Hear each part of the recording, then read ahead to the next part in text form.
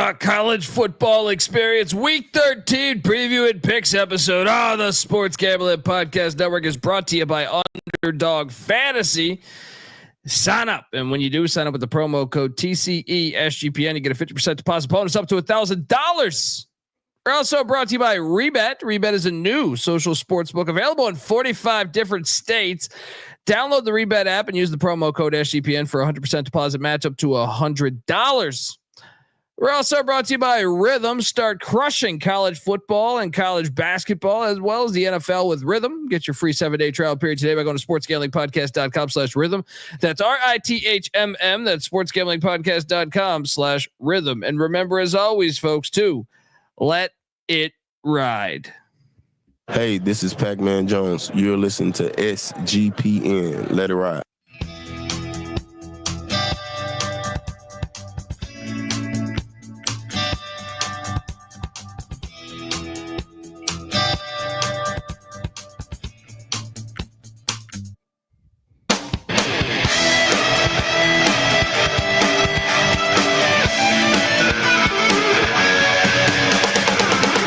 Yes.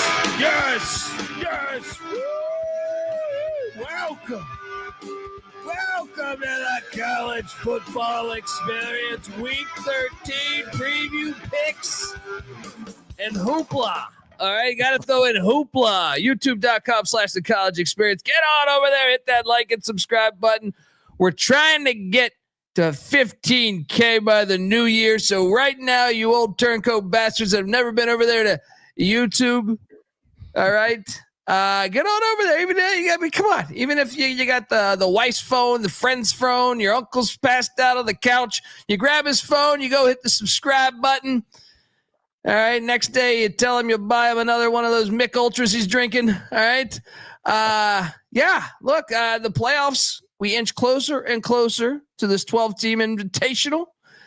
And I'm excited for it. And, there's so many more meaningful games this week that I'm excited to talk about. I feel like a year ago, you just be sitting there, that's cool. It's football. We're good. I'm in. But at the same time, you didn't have the suspense that you have with all these big time matchups. And obviously you have the invitational rankings coming out. We're going to talk all about that. But before I do that, you're probably wondering who the hell you're listening to. My name is Colby Swinging Database Dan, a.k.a. Pick Dundee. That's not a pick. This is a pick. He was raised in the land down under, where a man thinks on his feet, speaks with his fists, and lives by his wits. When Dundee happened, he was a superstar. Nobody knows nothing. Somebody knows. Double the price. But no one touches Dundee. He's the kind of guy that would drink a gallon of gasoline so he could piss in your campfire. You could drop this guy off at the Arctic Circle wearing a pair of bikini underwear without his toothbrush, and tomorrow afternoon he's going to show up at your poolside with $1 million smile and a fistful of pesos. $1 million smile, fistful of pesos. Just forgot the bikini. All right. Yes. We got some heaters this week. All right. Hop on over to YouTube. You're going to see 3 stupid people's faces. All right.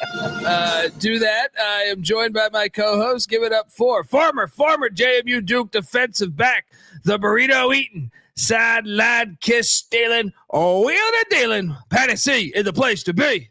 Hi. Up. Let's get it going, buddy. You won the Royal rivalry.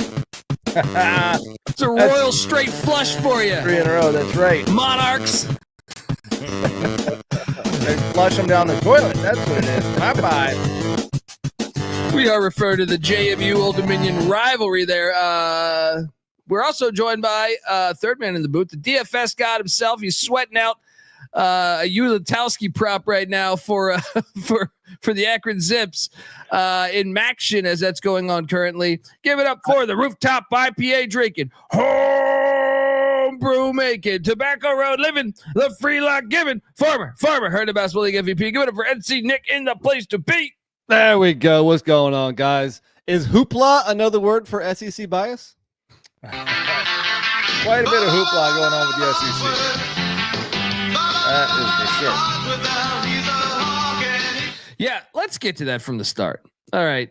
I'm just gonna say it. I'm just gonna say it. I'm just gonna say it right now. Josh Pate, get the fuck out of here. I'm just gonna say the next one. Ryan Russillo from formerly of ESPN. Well, get the fuck out of here. All right, I am so tired of this slander, and I can't believe I'm defending a Big Ten team here.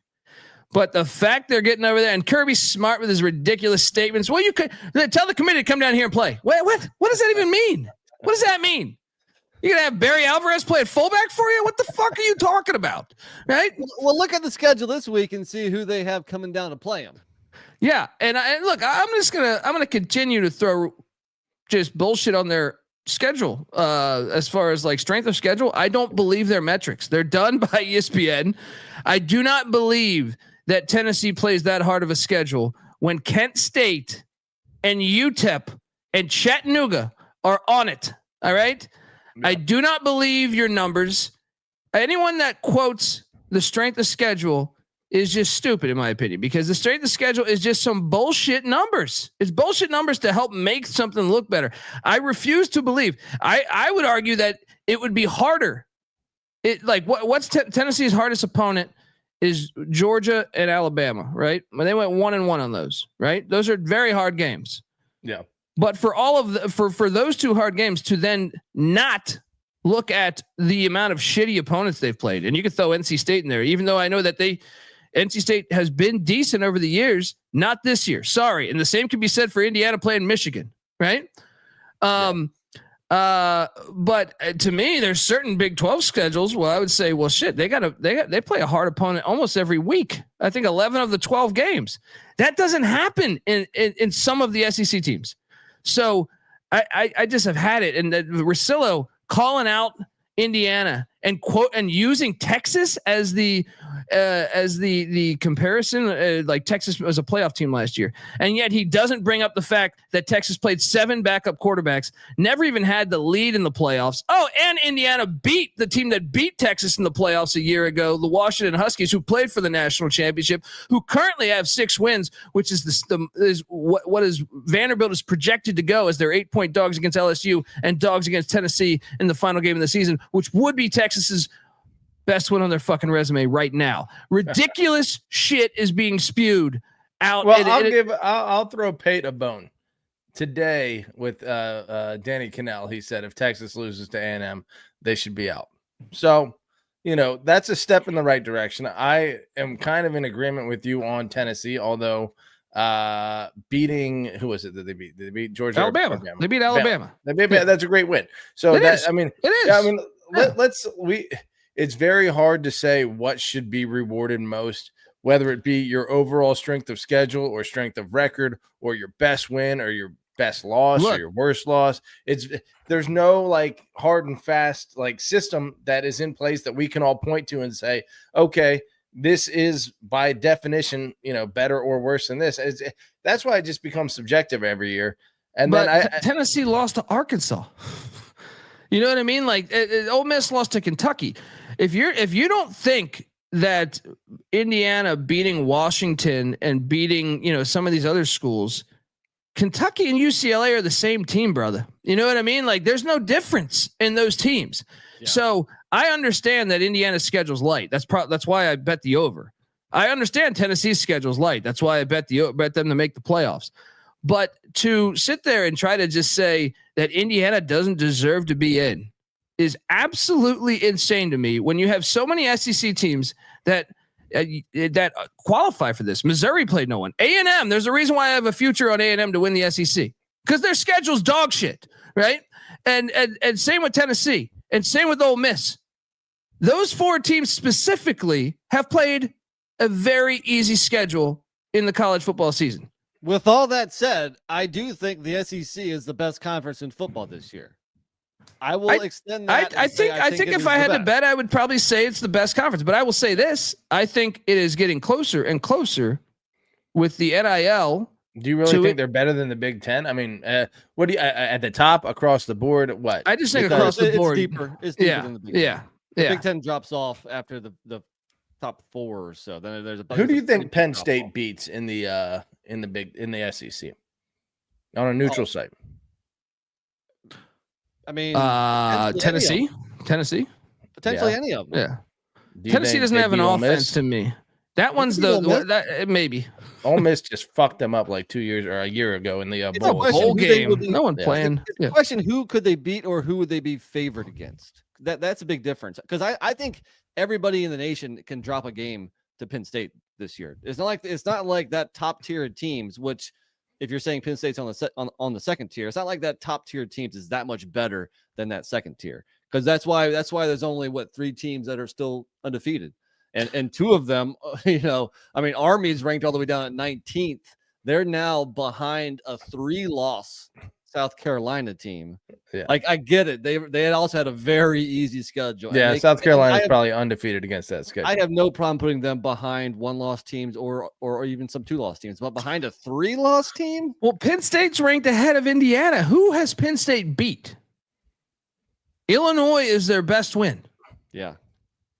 Texas they've looked pretty good in most of their games, though. No, they Indiana. haven't. No, they haven't. Let me Penn State barely beat Bowling Green. They needed a magical come from behind win to send it to overtime, and USC to miss a field goal. That's true right? too. Maybe I'm just That's what having I'm recency saying. bias, so let me think I back about it. disagree. I don't think they're some juggernaut. And same with Texas. Texas, their best win is fucking Vanderbilt. It doesn't make any sense. I mean, looking at this positively, that's why this playoff is going to be fantastic, because no team is head and shoulders better than anybody else. I mean, Oregon right now is number 1; they're undefeated. But if you're telling me right now, Oregon plays Texas, neutral site? Anyone's game. Yeah, Oregon squeaked by Indiana, or not Indiana, Ohio Boise? State, Boise, Idaho, and Wisconsin. Idaho, 10 point Idaho. against Wisconsin. I wouldn't say it's squeaking by, but it wasn't a convincing win. I guess week 1, maybe you forgive them a little bit, but still, you kind of got to hold them accountable for that. That's another thing I want to talk about, though, because I've seen so many people, and I'll throw Pate back into the mix here on this of that was the beginning of the year they lost. Well, then if we're going to do that, where the loss means more now, then you should not be allowed to play fucking UTEP right now, right? Yeah, you should not be allowed to play Mercer. You should not be allowed to play these schools. Yeah. If you're telling me a loss now means way more than in September, then damn it, we should make a rule. You cannot schedule an FCS, or even I would even say a group of 5 that late, unless it's a historic rivalry or something, which I don't think there's all of those anything should out be there. In the first half of the season. Yeah, I don't want to see that lazy way of doing polls where this team lost, so you move them down, and someone jumps them just because they lost earlier, even if they still have the same amount of losses. You really have to look at who they beat, who they lost to, their whole complete resume. But guys, this is the way it's going to be moving forward. If the SEC can dominate the college football playoff rankings in a year where they're not dominant, because they're not dominant this year, even though I just said I still think they're the best conference in football. It's not like they're head and shoulders better than the other ones. But this is the future. I mean, yes, we wanted an expansion. Yes, we wanted a bigger playoff. Yes, I can't wait for the bigger playoff. But my fear all along was that the SEC and the Big Ten are gonna completely run shit. That's why you see the top Big 12 team, BYU, is ranked 14th. The top ACC team, Miami, is ranked 8th. That's just the way it's going to be. Yeah, no, and that's why they need to expand it more, because I would tend to push back and say, with the transfer portal, with players not wanting to be a backup, and the NIL, this is why you need to have more teams in then, because if they're going to have that jaded, the parity is there because of that. In my opinion, the parity is there because SMU raised $160 million. The parity was always there more than it appeared. But back in the day, there was 12 teams paying, and majority of them were in the SEC, right? Sure, I would agree that it's definitely increased recently. Well, that's what I'm saying. But Patty's right, though, because if we still had the 4-team playoff, then right now I think the 4-team playoff would be Notre Dame and either 2 SEC schools and 1 Big Ten, or 2 Big Ten and 1 SEC, or maybe not even Notre Dame. It wouldn't, ACC or Big 12 would not sniff the 4-team playoff right now. Yeah, but my point is just the fact that I think the reason why the ACC, like you said it, and to me, Alabama to me, if Alabama's playing or if Oregon's playing Texas, or if Alabama's playing SMU, if Colorado's playing, or BYU is playing Penn State, I think every game's a game. I don't think it's a fucking blowout. You know what I mean? And like, to our rights point, I mean, right now BYU is behind SMU, where BYU won straight up at SMU. So why is BYU 14th and SMU 13th? I get it. Yeah. That was when SMU wasn't starting Kevin Jennings. I think SMU is a better version right now, but still, I mean, they played still in their house. If you play in Provo, you probably lose by double digits. I don't know about that. I don't think so. But they played and BYU won. So therefore BYU should be above SMU. I agree with that entirely. The other thing, I mean, that I kind of want to go back historically and look to see how they've done it. Not that it's right. I think a head-to-head should supersede, even if you have a loss against typically a mediocre team, but usually those losses, like in the case of Notre Dame in 93, they lost to like a 7-4, whatever it was, Boston College team. And they put Florida State over Notre Dame, despite Notre Dame's head-to-head win, because Notre Dame had lost to like a mediocre-ish or even just a good, whereas Florida State's loss was a great loss. So I don't know that has typically been rewarded, and that the team with the head-to-head loss should be put, or has traditionally been put below, but I do think they always should, pretty much. But going back to SMU, dude, they are just like Miami, the number 6 scoring offense in the nation. They are kind of like a mirror image, and they lost one game by 3 points, and they are completely not even in the discussion unless they win the ACC. Whereas Miami whooped Florida, and Florida has been competitive with a lot of SEC teams. So to think that SMU wouldn't be competitive with the SEC is just stupid, I think. Yeah. Rob Donaldson with a great point here. Iowa State gets completely moved from the rankings for losses to 6-4 Texas Tech and 4-6 Kansas, but Ole Miss is in the top 10 for losing to 6-4 LSU and 4-6 Kentucky. Great fucking points. And I will hit on that too. Another thing is like these SEC, voices, great. These SEC voices are bitching. They're bitching because they fear that, hey, they're going to have this crazy tiebreaker scenario, right? Regardless of how many teams it fits in the tiebreaker realm. And a good team is going to get left out of the playoffs, which I understand. But once again, a 16-team conference with 8 conference games is good. This is only going to continue to do that. It's a dumb fucking setup from the start. It doesn't make sense. Out. Meanwhile, the ACC or Big 12, their second best team misses out. So I don't want to hear it. Yeah. There will be good teams left out of this thing, and traditionally the elite top like 3 or 4 teams have always like been a little bit ahead of the other teams, maybe 5 or 6. And that's kind of why we wanted expansion. But the fact that like you would get a group of 5 team that would go undefeated and be nowhere near the playoff is why we needed to expand it as up to 12. But when you're at 12 and everyone from like 7 to like 15 has typically been pretty comparable. So you're going to have this. Some good teams are going to get left. This year, I think it's like, I mean, I guess you could say Oregon's undefeated, but I think you could do like 2 to 15, 1 to 15, really. Like, I don't. Yeah, that's true. And that's why the playoff is going to be great. I just wish it was a little bit more spread out throughout the whole country rather than dominated by 2 conferences. Well, that's why you got to expand. 12 is never going to be enough. This needs to be 32 teams. Like I've said for a long fucking time. I'm serious. But also it's just like expansion in college basketball. It's not like they're going to expand to allow the smaller conference teams. It's going to be if they're expanding, well, the Big Ten, the SEC wants their piece of that expansion money also. You know how you solve this? Even though the odds are stacked against you, you gotta fight the odds. You gotta win on the field. When you have the opportunity to play in the playoff, you have to take advantage.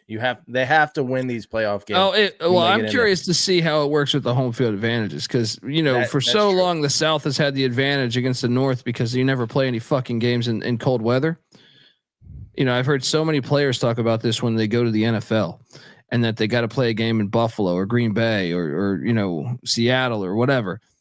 that it's just different. They're like, damn, we didn't have this in college because we never played. Even our bowl games would be in fucking Arizona or Miami or something. Well, the NFL is a northern game. The northern teams have, and granted, the league didn't expand southward for a long time, but the North has traditionally always dominated the NFL. But also, seeds 5 through 8 are going to be mostly SEC, Big Ten, and Notre Dame. Well, so, I'm curious if they purposely try to limit how many, like if it's right in neck and neck between Penn State and Ole Miss, are they going to choose Mississippi just because of the weather? I saw a forecast today that had basically one SEC team in that 5 through 8 range and like 3 SEC teams going on the road, and that like Notre Dame, if they're one loss, will probably host. Penn State, if they're one loss, will probably host. Indiana, or even a 10-2 Ohio State, if they lose, might get the 8 seed. So yeah, we're gonna see the SEC put to the test a little bit. And this weekend, I think we have some snow first showing up on the forecast in some of these games. So there we go. Is the season.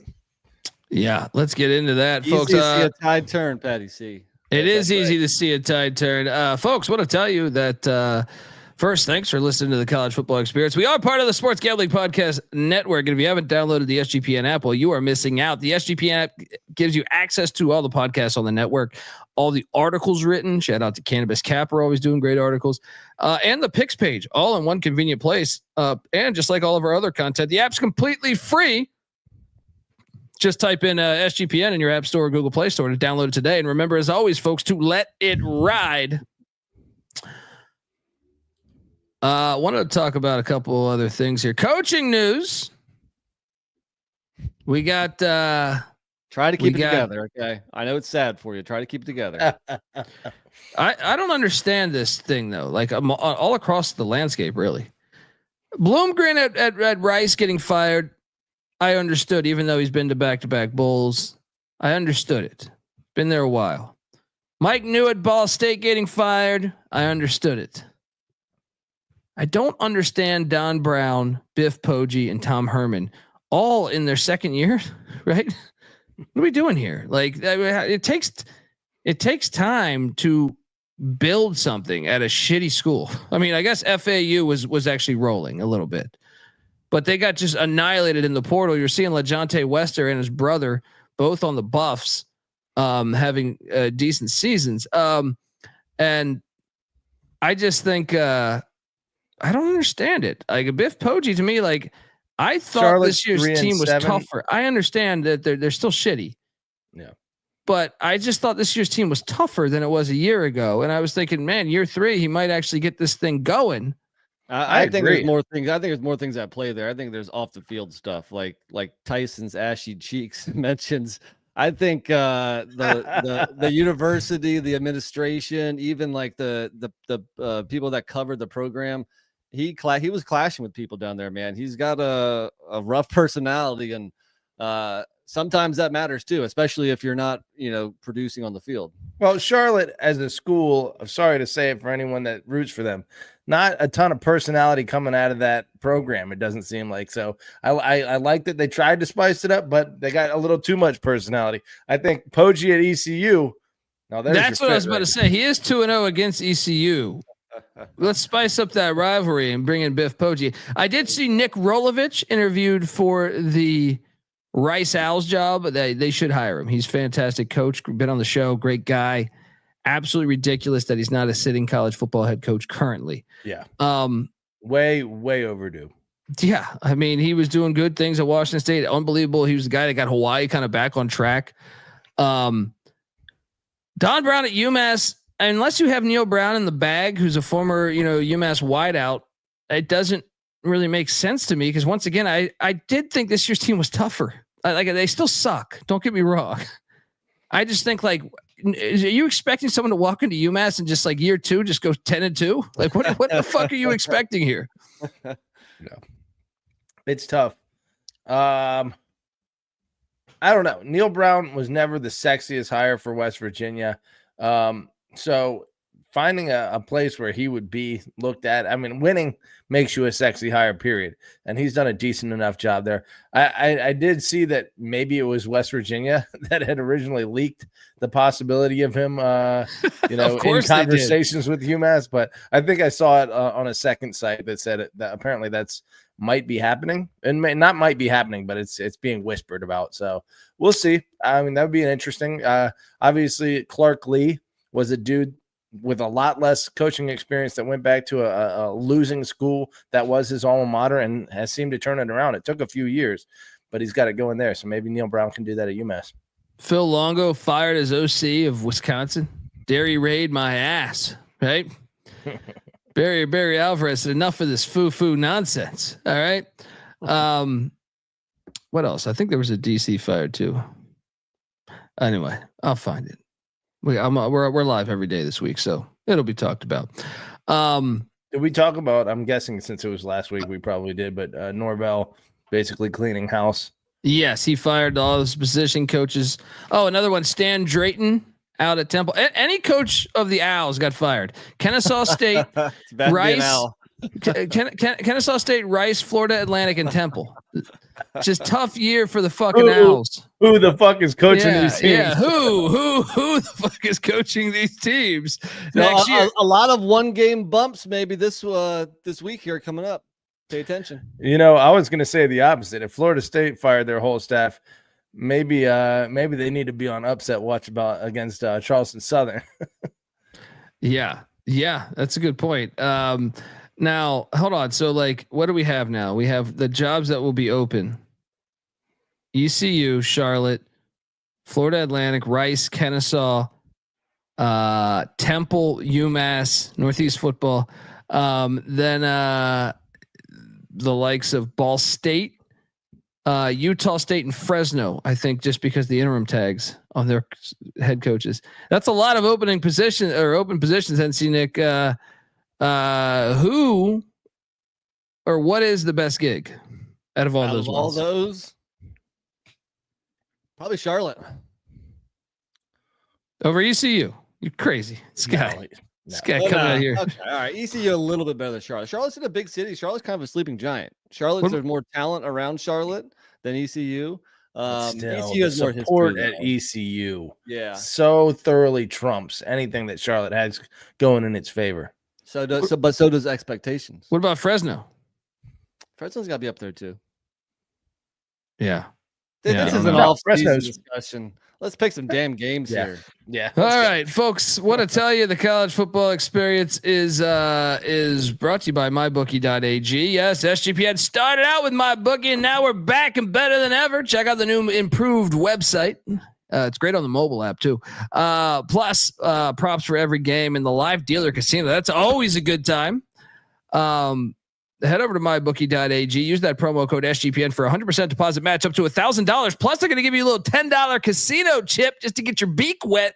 That's mybookie.ag. Promo code SGPN. We're also brought to you by Rebet. Rebet is a brand new social sports book available in 45 different states. Damn near the whole country. It's a huge market of betting opportunities are available on Rebet. It's easy to use too, and great for people in states where traditional sports books may be restricted. A little bit behind the times there. This is a great time to jump in on that. Download Rebet in the App Store and use the promo code SGPN for 100% deposit match up to $100. That's Rebet, promo code SGPN. All right, we are back. There we go. All right, he knows about ECU's history. Let's go. We got that Golden Corral money. All right, coming for you. All right, let's pick. I made slides. We got slides and everything. And it starts off right now. And by the way, I will do a quick update on the Akron up 23-10 on Kent, 30-10 on Kent State. It's one of the big time wins that Penn State and Tennessee have. That probably is why they should be in the playoffs, right? It's that strong performance against Kent State. I am on Akron, of course, and I am on Central Michigan, of course. They're up 13-0 at the half against the Broncos. A little rivalry game. That's another job that might be open really soon, by the way, Central Michigan. Miami, Ohio is up 17-0. I'm 3-0 right now on the MAC plays on Northern Illinois, who is currently in ninth place in the MAC, but yet Notre Dame gets a pass with losing to easily the worst team out of anyone in the top 25. Any of those ones stand out to you, NC Nick? Well, for me, the one I bet and locked up was Miami of Ohio. So I like a 17-0 start here. I've been cashing on them in the second half of the season. If you recall, the first half, of the year, they played a rough schedule. They started off like 1-4 or something, but since then they've kicked it into high gear. At home, they were laying like 2 points. I gobbled that up quickly, so hopefully they can come through and finish us off. Yeah. Patty C, the Akron Zips are turning that corner. Yeah, they are. That was going to be my comment there. Kent State is so bad. They are so bad, but Akron was right there with them for like the last few years. Akron's a step up. Why can't Saban just give them some money? You got like 40 goddamn Cadillac dealerships. Just give them a dealership. Give the university a dealership down there in Florida. Is Kent State the only defeated team in college football? Yes. Poor Kent State. It's going to stay that way. Hate to see a team go 0-12, but it is kind of funny. They were pretty good like 5 years ago. Sean Lewis. Yeah. 3 years ago, they were pretty good. Yeah. All you need in the MAC is a good coach, and because no one is that much more talented than anyone else. Maybe Toledo by now, but that's about it. All right, let's get into it because we got some action tomorrow night. We got some action. See if I can do this correctly. No, I can't. How does he do this thing? There it is. The Buffalo Bulls are heading to Ypsilanti, take on these Eastern Michigan Eagles. EMU, by the way, Buffalo's already Pete Lembo. Nice first year. Great first year there. 6-4. Eastern Michigan, Chris Creighton, 5-5. Man, they were like 4-1. I don't know what's happened to them. They almost beat Toledo. They went for 2 in the win instead. Then they had an upset loss to Akron. They need just at least to get back to a bowl. And when you look at the remaining schedule, it's just Buffalo and Western Michigan. It's going to be tough. They got to get one of these. That's why I am taking Eastern Michigan at the factory there in Ypsilanti, laying the 1. Buffalo's already clinched the bowl. This is it, Creighton. You get back to the bowl. You feel like you get Eastern Michigan to a bowl every year almost. So you think Buffalo's going to let up because they've made a bowl? No, I just think the focus, like let up a little bit, is like I just think Eastern Michigan wants to get to a bowl. Who's a more desperate team? Who's going to want it a little bit more? And they're at home, only laying 1.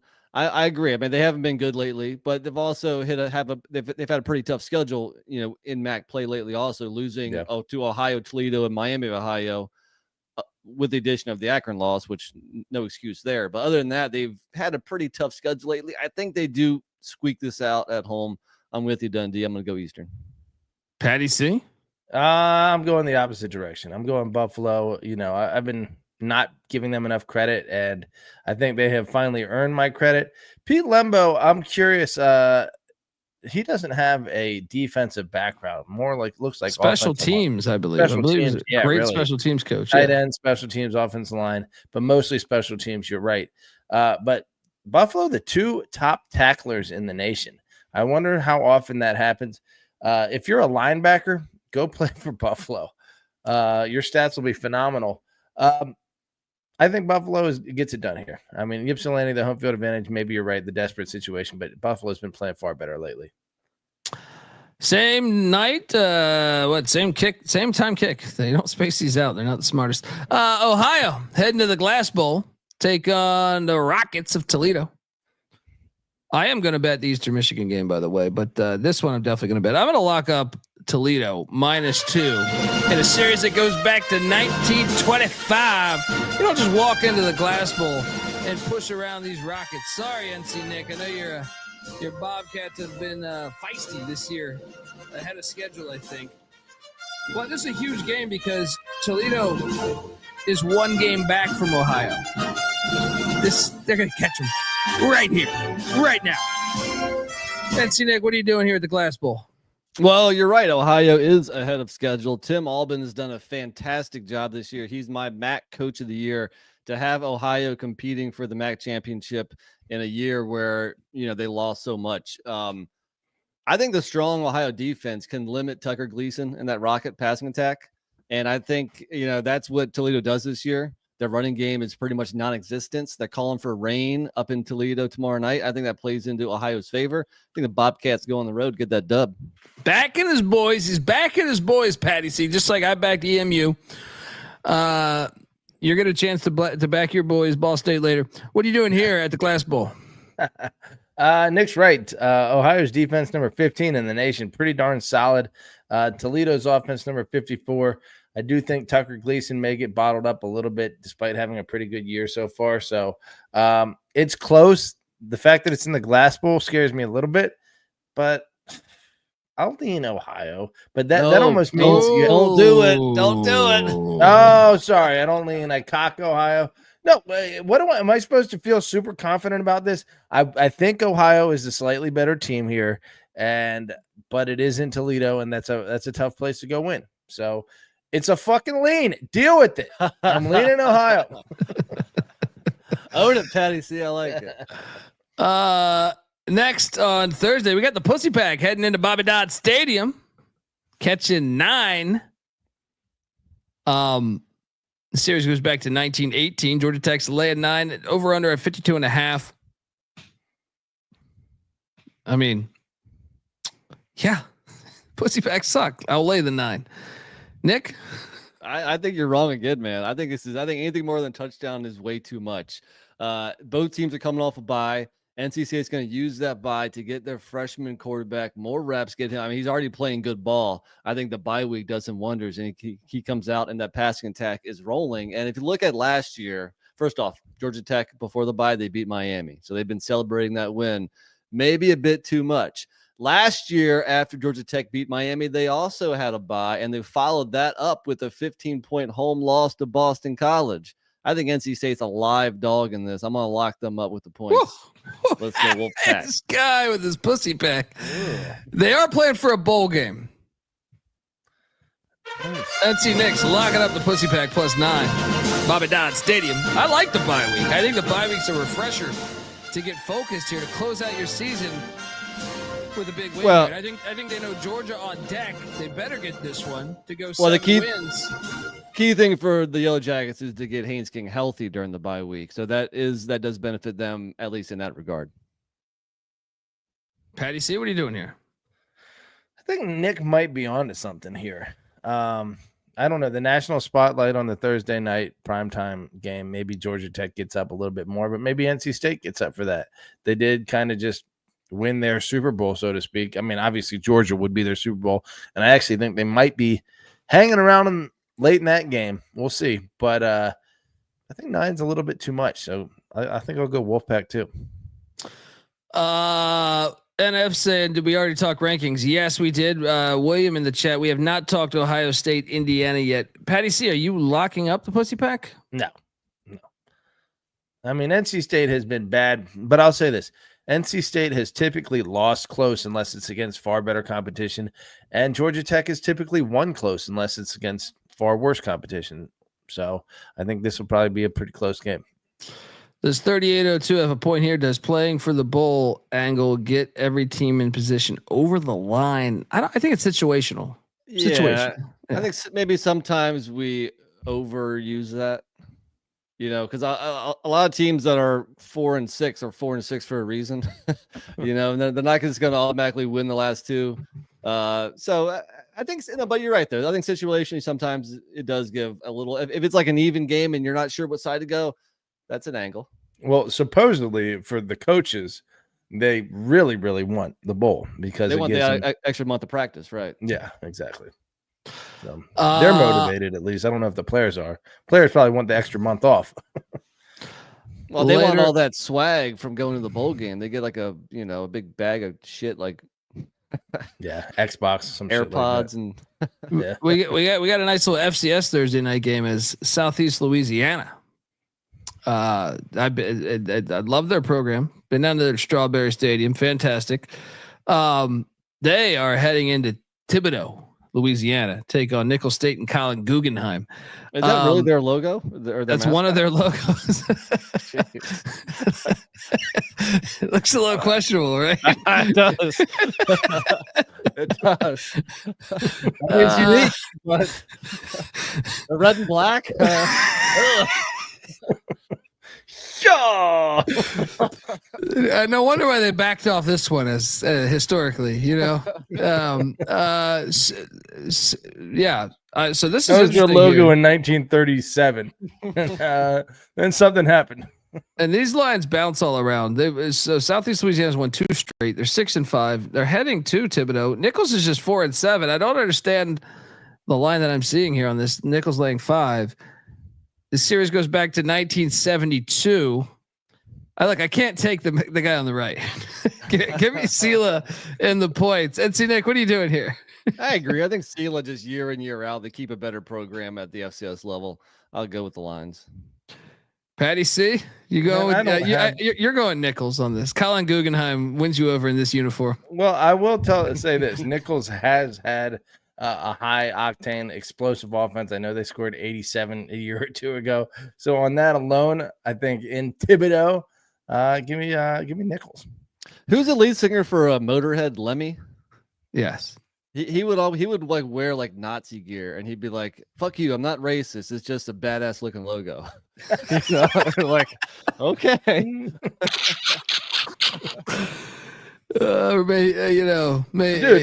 he rest in peace. He was hilarious. I'm pretty sure we've talked about this on the podcast. Not to divert this for too long, but Adidas, Adi Dassler, who is the creator of Adidas, and it's named after him, designed the German Nazi outfits. Really? That's why they look so damn good.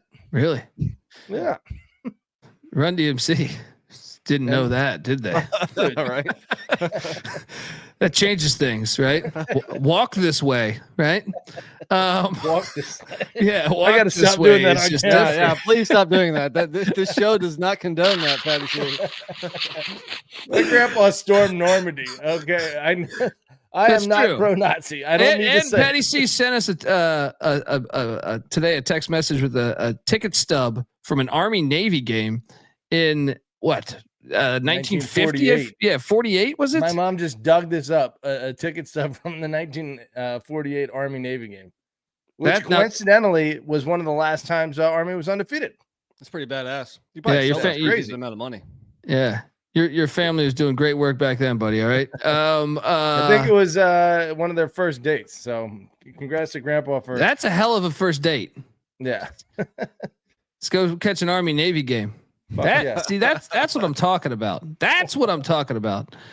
Now everyone is going to see some rom-com bullshit. You know what I mean? You know what I mean? You got Army Navy. If you can't take your woman to Army Navy, is she really your woman? 100%. Friday, Temple. Who the fuck is coaching Temple? I don't even know. Paul Palmer, they're bringing him out. Temple's catching 16.5 at that filthy Alamo Dome, taking on these UTSA Roadrunners. It has been a disappointing year for the Roadrunners, who I thought would be in position to potentially get back there to the AAC championship. But they're fighting for a bowl game here, and I think they're with Army on deck, they better get it here. I'm going to lay the 16.5 despite the coaching bump that we speak of. And see, Nick, what are you doing here at the filthy Alamo? I don't know if I'm buying a coaching bump on this one. And look, yeah, I mean, life without Frank Harris it started off a little rocky, but UTSA has been rolling lately. They've scored over 40 points in 3 straight games. In 2 of those games, they've knocked off North Texas and Memphis. So UTSA they got all the momentum in the world. Temple's got nothing. If you look at Temple's last 2 road games, I mean, they're giving up 50+ points to Tulane and ECU. I think UTSA rolls here. Patty? Yeah, there's room for some tuck jobs here, but I'll just leave it at this. UTSA has been playing a lot better. 16.5 is starting to push it. Temple has, despite their record, played better than you would think. This is a better Temple team. Despite their record, the Temple's sitting there at what right now? 3-7, but some decent losses. Obviously, they beat Florida Atlantic last week, keeping it. I guess it wasn't super close against ECU, but still, I just feel like they're a little more respectable than people think. But still, the fact that UTSA is kicking into gear, I gotta go Roadrunners. Shout out to whoever tagged me in that article of Temple interviewing Jim Harbaugh, but passing on him back in 2008 or whatever it was. I don't know, one of those years. Yeah, 7 so maybe, whatever. Before he went to San Diego. No, after San Diego, before Stanford. Huh, man. Wow. Where should Temple go? I mean, Steve Belichick. Hold on, to me, they probably hired, instead of Harbaugh, they probably hired Matt Rule. Yeah, Matt Rule. So I think that was later though, right? I feel like that was like a little bit later. I could be wrong. Now, let me ask you this: does Temple have some HBCU kind of vibe to it? I don't know if it's, I'm not trying to throw shade here at all, but the Cosby connection. Bill Cosby? Yeah, but like that's not what I mean to say. I just feel like it's got a proud black like heritage a little bit. Temple. Really? Don Chaney. I have no knowledge of that. Yeah. I could be wrong. I could be. I'm not sure where wrong. that's going either. No, it's not. What I'm saying is like maybe like a good black coach hire could move the needle a little bit. How about just hire the right person for the job? Hire the right person. Oh, yes, and I agree. Like Al Golden did a pretty good job there. Who else? They who they hired over Harbaugh was Adazio, Nick. That's a bad hire. That was a bad hire. That's awful. Yeah. No, I mean that's an interesting. I mean, I don't know. Just hire. Like to me, I would just hire the right person. Dan Mullen's from Pennsylvania, but I don't think he would take it. Right? He wouldn't take it. I don't think so. I think if he's going to come back, it needs to be something like, where he can win. I wonder who could they actually grab? Who could they grab that would actually work here? They got to go get a coordinator that's hungry. Again, that's it. This is off-season talk about who the next coach will be. At Temple. We got a lot of games to talk. Yeah, I'm ready to lock Nick just hates. He just hates it when we talk Northeasterner football. Purdue is heading to East Lansing. Michigan's laying 13.5. Or Michigan State, I'm sorry, is laying 13.5. I will lay it and lock it up. Purdue's, that's a job that might be open in the coming weeks.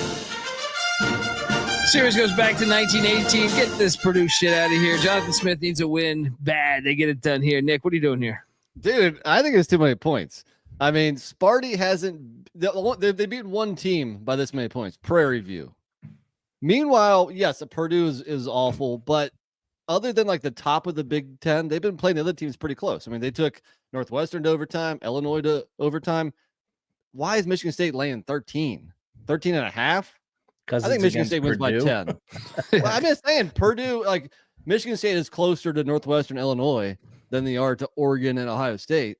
So I think Purdue can keep it within 10 points or so. I'm going to give me the point. Battle. Fuck. I'm not locking Purdue. Yeah. I, in general, I don't bet on bad teams. So, no. Patty, what are you doing here?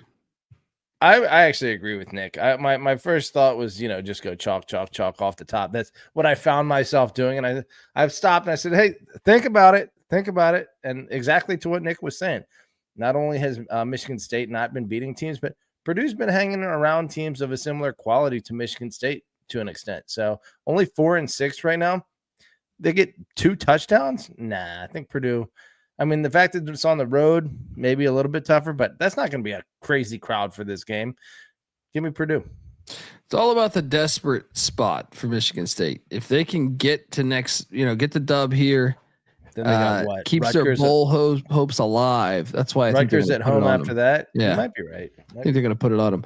UNLV heading to San Jose, California. Revenge game in many angles here. San Jose State beat UNLV a year ago, kind of whooped their ass. UNLV dressed it up a little bit, but it's also revenge because the Mountain West somehow put UNLV in the Mountain West Championship over San Jose State. One of the most blatant robberies I've ever seen in my life. And this series goes back to 1981. UNLV is laying 7.5 on the road, and I think it's too many points. Give me Sparty. Sparty, they should. I cashed on Boise last week. Sparty should have actually covered. That was a horrible beat for San Jose State backers. Well, pick 6 with like 2 minutes left that got Boise over the hump. San Jose State was actually in.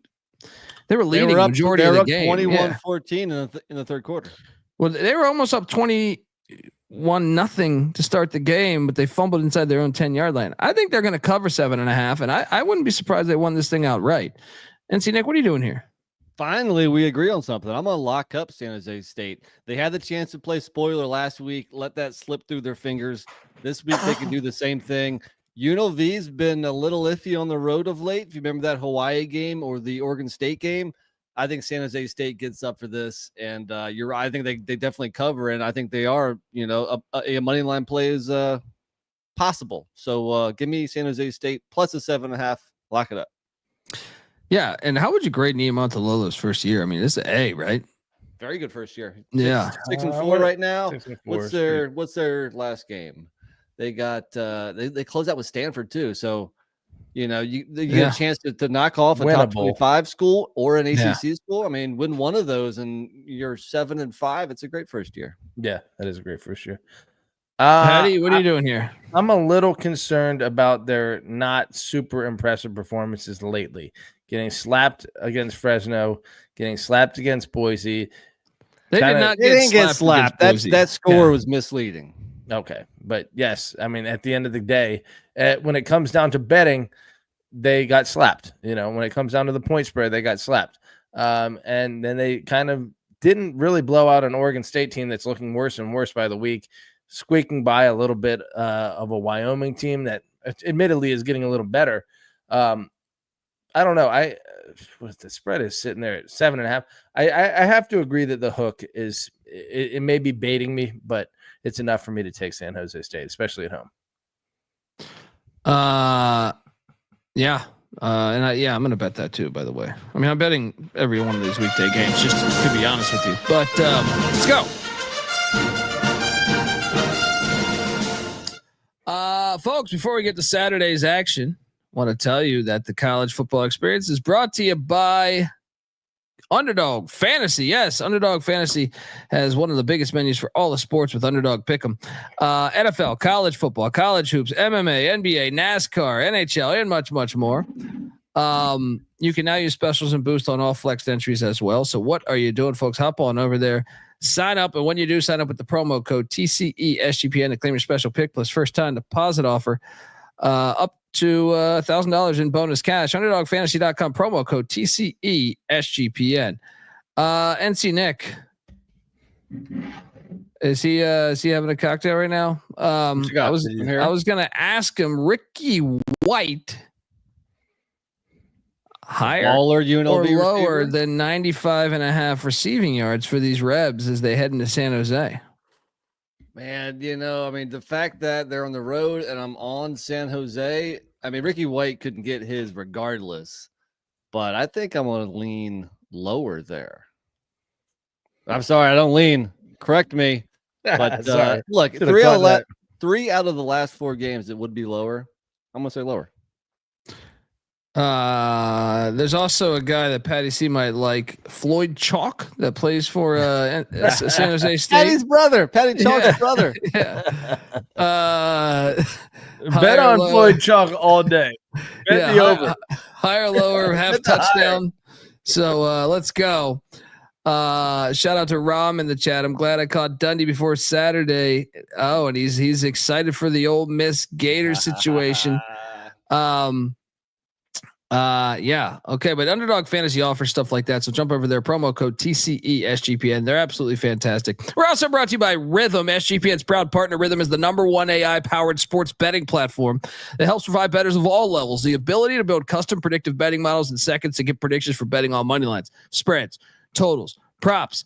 You can copy one of the top performing models from the leaderboard, or you could have Rhythm build your own model and it will adjust around that. And you can track all of that in their app. The Rhythm app's fantastic. They just announced college hoops. So they got college basketball. They've had college football, NFL, NBA, all that stuff going. Check it all out. Claim your free 7-day trial period today by going to sportsgamblingpodcast.com/rhythm. That's RITHMM. That's sportsgamblingpodcast.com/rhythm. Dude, 4th and 1 at your own 35. You're 0-10. And you punt the ball. Good Lord. Fired. Fire him now. Have some balls and go for it. Jeez. See, that's a second-year coach that probably should be fired. But the other ones showed like toughness to me. You're down 38-10. You're 0-10. And you're afraid to go for on 4th and 1. Unbelievable. Well, you probably don't want to make it any worse than it already is. 38-10. Who cares about that? You don't just give them the ball on the goal line. Winless. You try to get the yard. It's at the 35. It's not at the goal line. Well, you're at your own 35. You just 4th and handing 1. them the ball. Walk in and make. Well, let's make this 90-0. You'd punt, Patty C. If you're the head coach of an 0-10 football team and you're down 38-10 in the 4th quarter, you punt at 4th and 1 on your own 35. You don't want to know the stuff I would do as a head coach. Now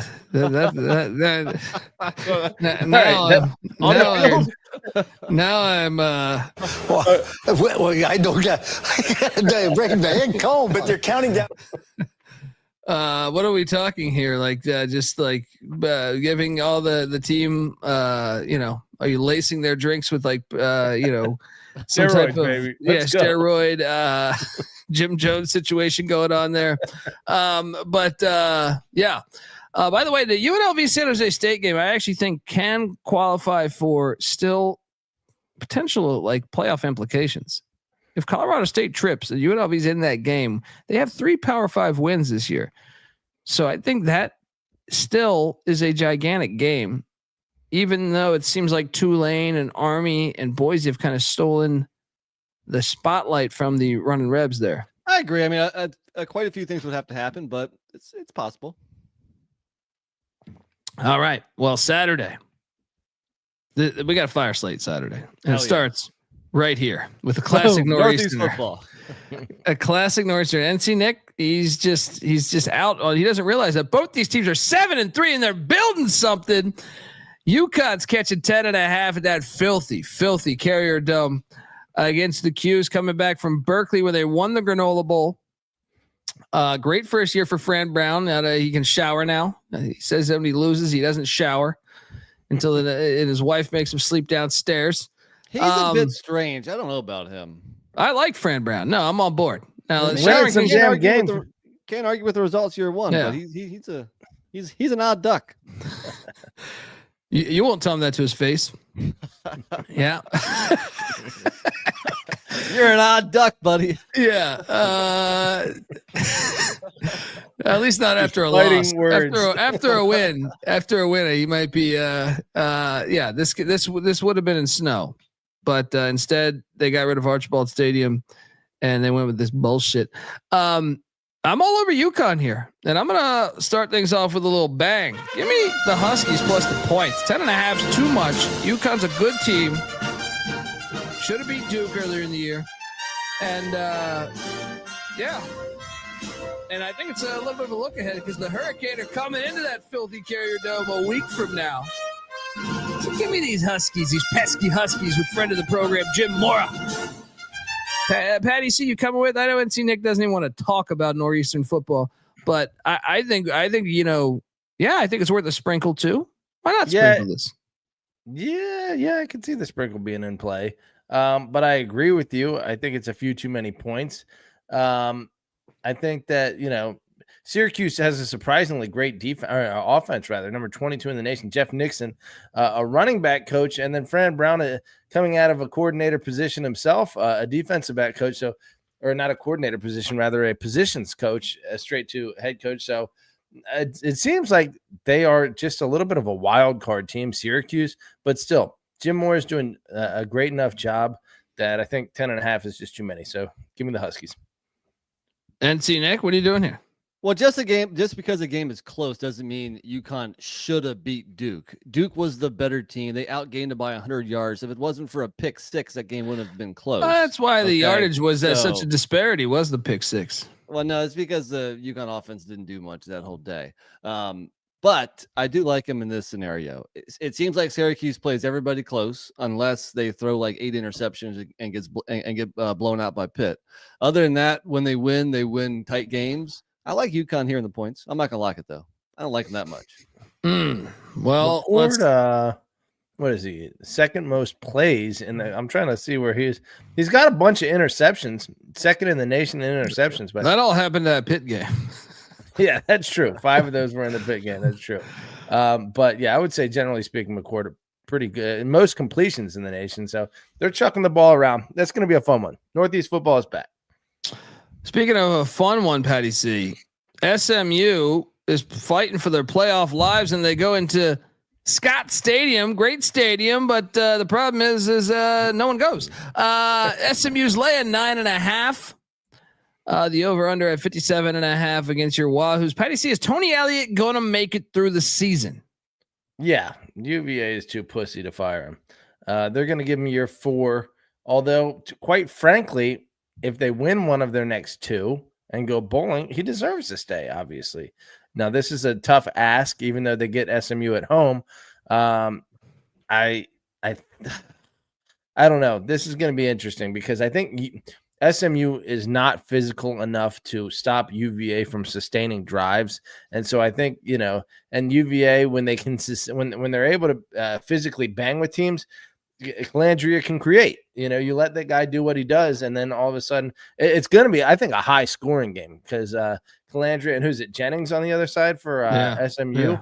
I think it's going to be a dynamic game, a lot of scoring. But I think SMU just probably has too much firepower and pulls away late and gets to the cover. I actually like the Wahoos here, and the reason is like I was on Boston College last week with their backup quarterback. It was a 3-point game with 5 minutes left in that game. I don't think SMU is that great, but like that doesn't mean they shouldn't be ranked in the playoffs. They should be ranked in the playoffs, in my opinion. But I don't think the gap is that big, especially on the road. And this is like the NC Nick handicap on one of these sleepy environments. No one gives a shit about UVA. Probably gets up for this, and you're right. First ever matchup, yeah. SMU's probably asleep at the wheel for this a little bit. I'm going to take the points. NC Nick, what are you doing here? I think one of the themes of this week is that how do teams handle the pressure of a possible playoff game, especially teams that aren't used to being in these situations. Like SMU's never been in this situation before. Rhett Lashley hasn't, Kevin Jennings hasn't, the whole team hasn't. Right now, they are the favorite to win the ACC and make the playoffs. How do they handle that pressure? Last week they didn't handle it very good. They could have got beat by BC at home.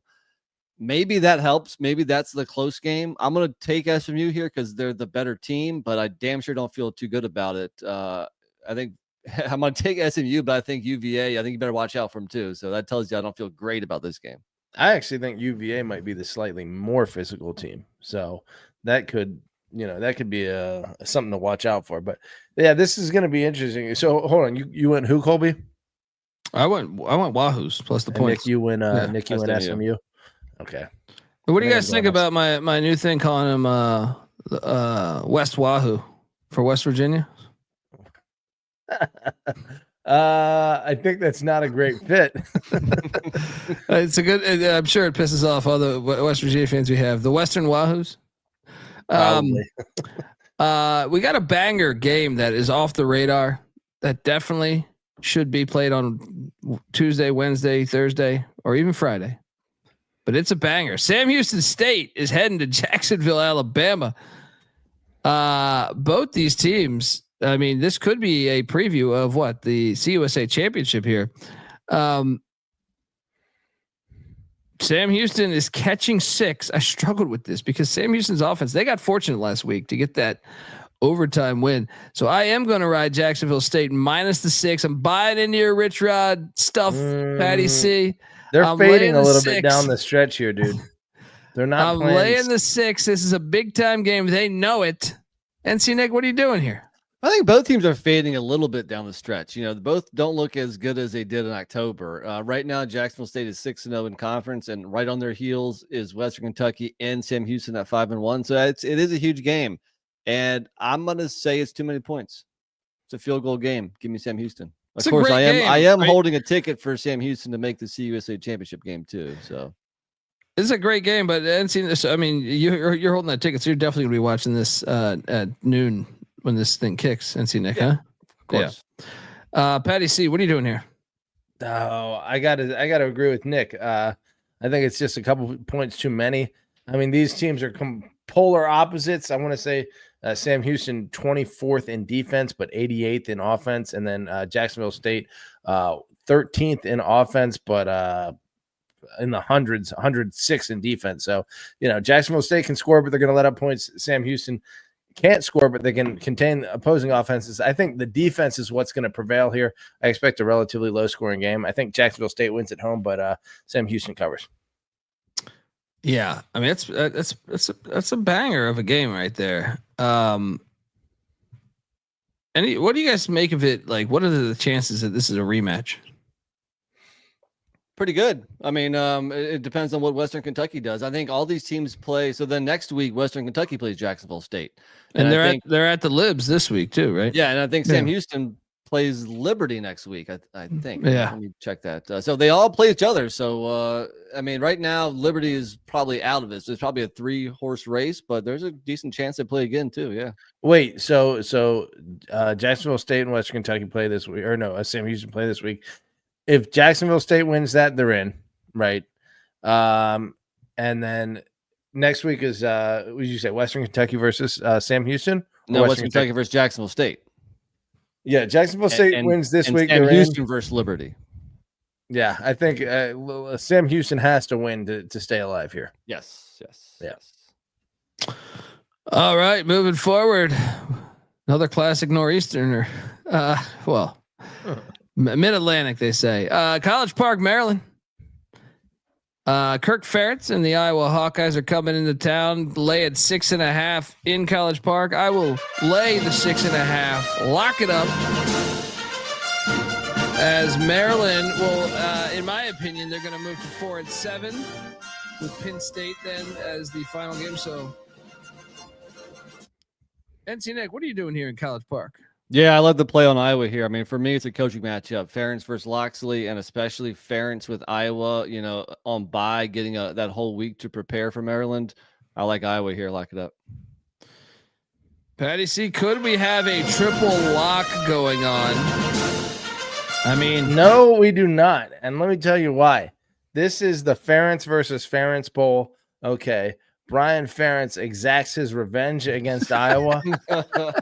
And look, Maryland is a pain in the ass. Maryland is a pain in the ass to bet. So just the fact that you expect the other team to cover and you're willing to lock it, on that alone, bet Maryland.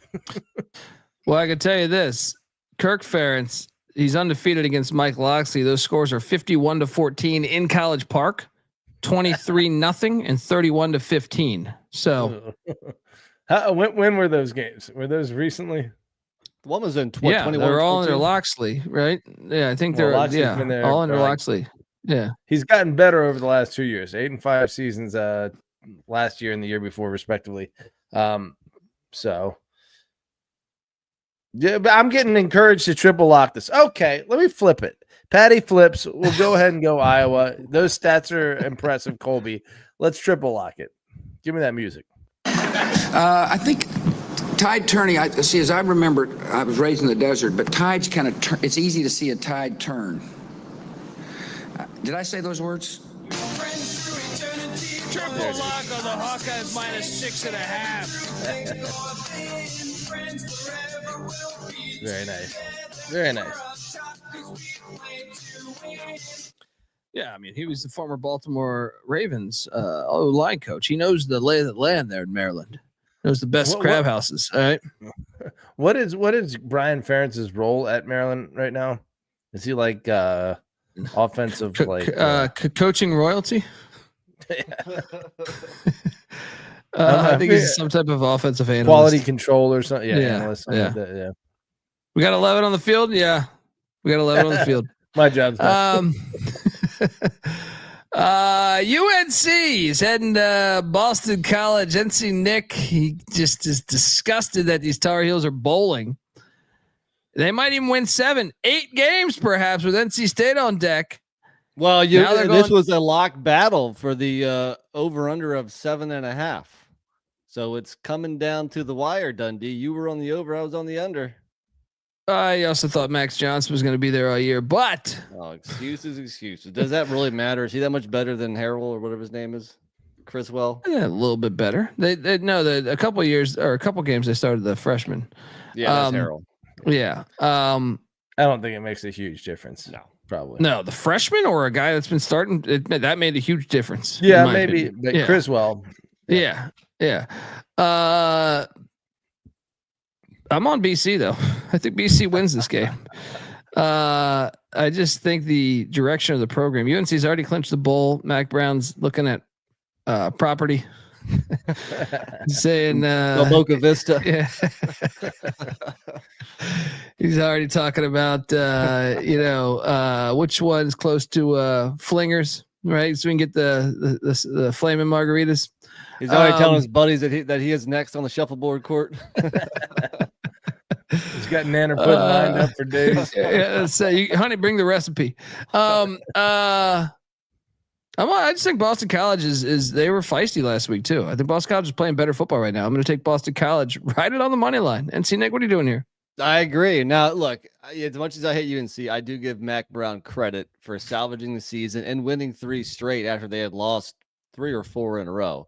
But Boston College is 4-1 at home this year. The one loss was that game to Louisville where they should have won that game. So they've been playing good at home. They've been playing good of late.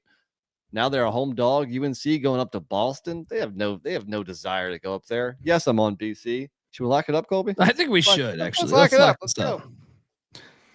Back-to-back locks for Dundee on the BC Eagles. Let's go. How do you see we're gonna peer pressure you again, you son of a bitch? Weather report in Boston. I mean, it's supposed to be cold, right? Right now, it's sitting at 46. Saturday night, 52, and looks like some showers. That is definitely not UNC offense weather. I do think UNC is just a much better team, or not much better. I agree with you guys that Boston College has been very chippy lately.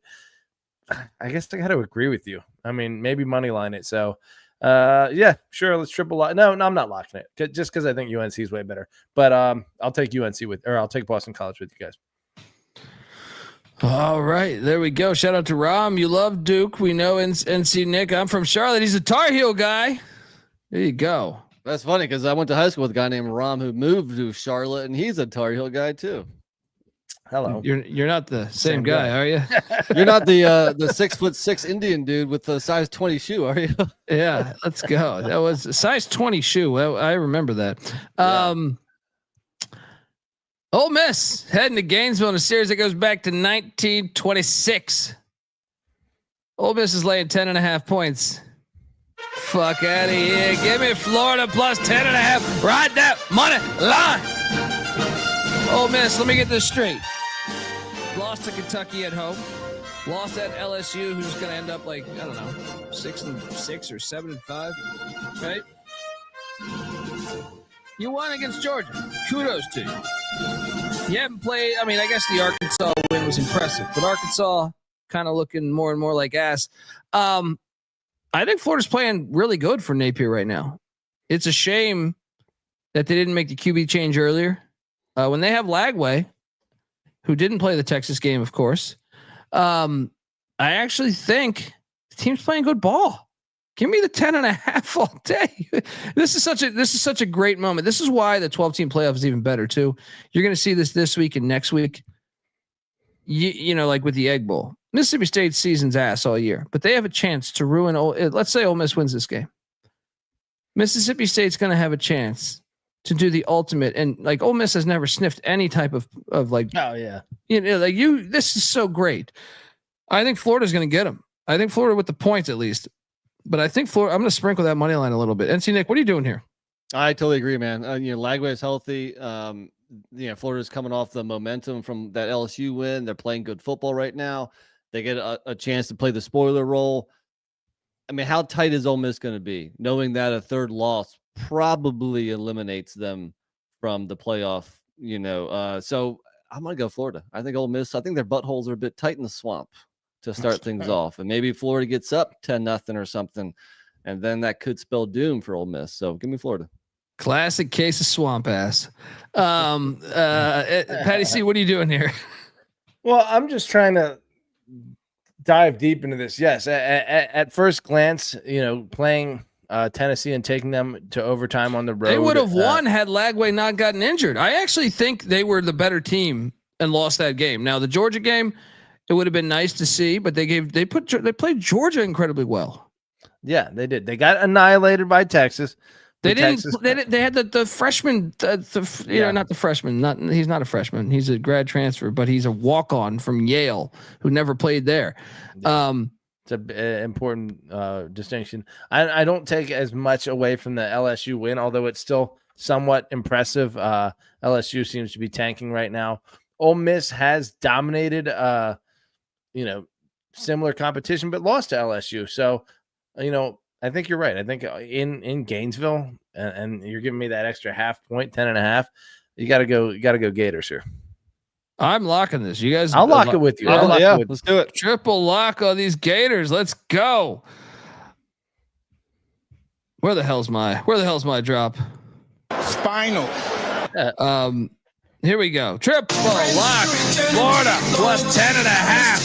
Sprinkle that money line.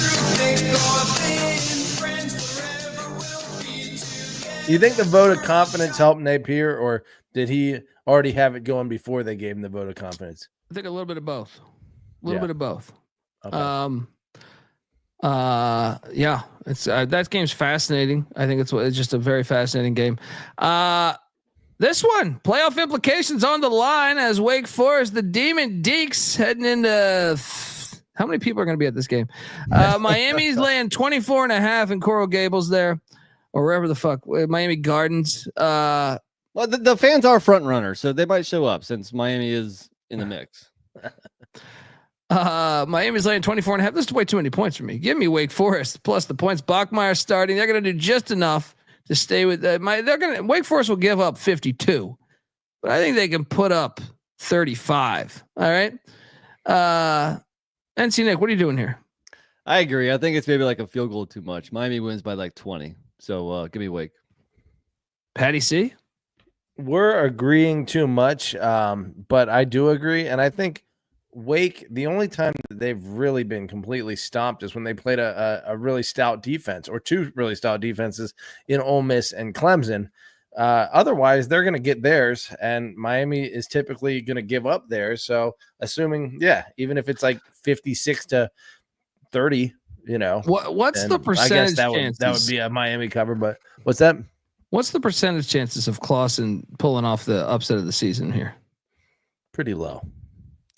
I don't see Miami losing 2 back-to-back, coming off a bye also. I don't see that. And they're going to be motivated. Yeah, exactly.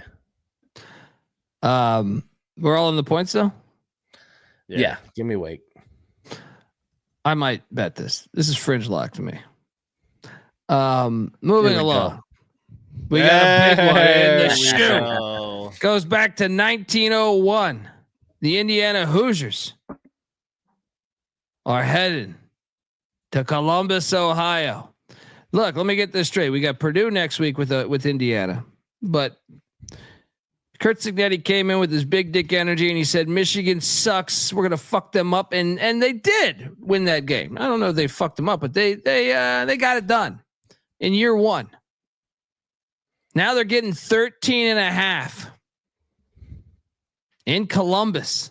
2 weeks to prep for both these teams. Or no, I'm sorry. Wait. Ohio State played in Wrigley last week. For Indiana, 2 weeks to prep. That is what I'm going to circle. Because give me the Hoosiers to stay within 13.5. This Ohio State team is built differently than previous, Ohio State teams. They're trying to be Michigan. And that's why Northwestern covered. And if you watch that Northwestern game, don't get me wrong, the money line was not live, but they definitely left a lot of points on the board. Inside the 10, inside the 20, a lot of turnovers. And then you had the punt situation where the guy just fucking drops the fucking ball. I think Indiana is a good football team. I think Indiana stays within this number. Give me Ohio State 28, Indiana 24, 21, something like that, 20. NC Nick, what are you doing here in Columbus at the shoe? Well, I think that's a question. I mean, can Indiana, well, first off, are they ready for this big of a stage? You have to love the confidence of the head coach because that trickles down throughout the entire team. Just signed an extension too, $8 million a year. Can the Indiana offense, which has been good this year against bad competition, can they score in the 20s? At home against Michigan 2 weeks ago, they put up exactly 20. That might not be good enough to cover. I think Ohio State's offense is not great, but I think that score that you threw out there is pretty close. I think if Indiana can get into the 20s, they'll cover. Maybe that score is, 28-21, 31-21. I'm going IU, and I'm going to bet it because this is fun, right? I mean, we got to root for the little guy. Our show is the little guy. Our show is the Indiana Hoosiers. That's true, because I do sound a lot like Kurt Signetti saying "fuck you." That's right. Corporate gambling is Ohio State. TCE is Indiana. So, God damn it, I'm going to bet the Hoosiers. You just talked me into a lock, buddy. Lock it up. Speech. Come on. Good God, the next presidential candidates need to hire you with that speech. Give me a lock on the Hoosiers. JMU West. Patty, see you coming? Well, let me tell you what. These teams are very similar statistically. Indiana, number 15 offensive, 15 nationally in offense, total offense. Ohio State, 17. Ohio State, number 2 in total defense. Indiana, number 3. So kind of mirror images of each other. Does the home field advantage for Ohio State, maybe buy them some points? Certainly.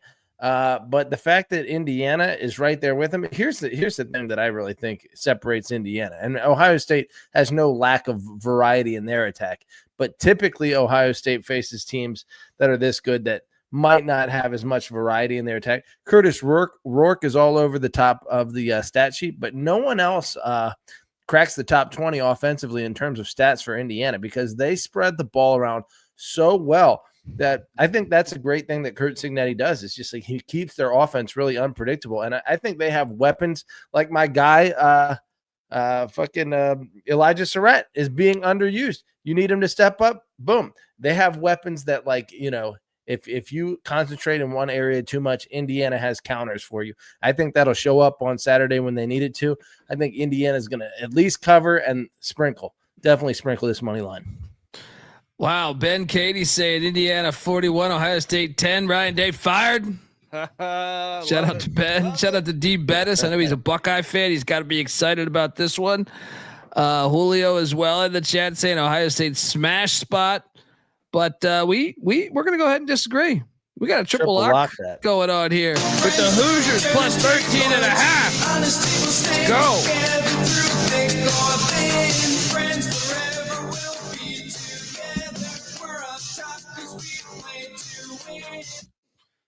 If Signetti wins this game. Oh. If Signetti wins this game, they're building him a statue and they lose to Purdue next week. Oh, the spoiler makers. Yeah. It'd be perfect. It'd be perfect. I want the same thing to happen with Army. I want them to beat Notre Dame and then lose to Navy. Oh man, what a game. Next up, the Illini heading to Piscataway.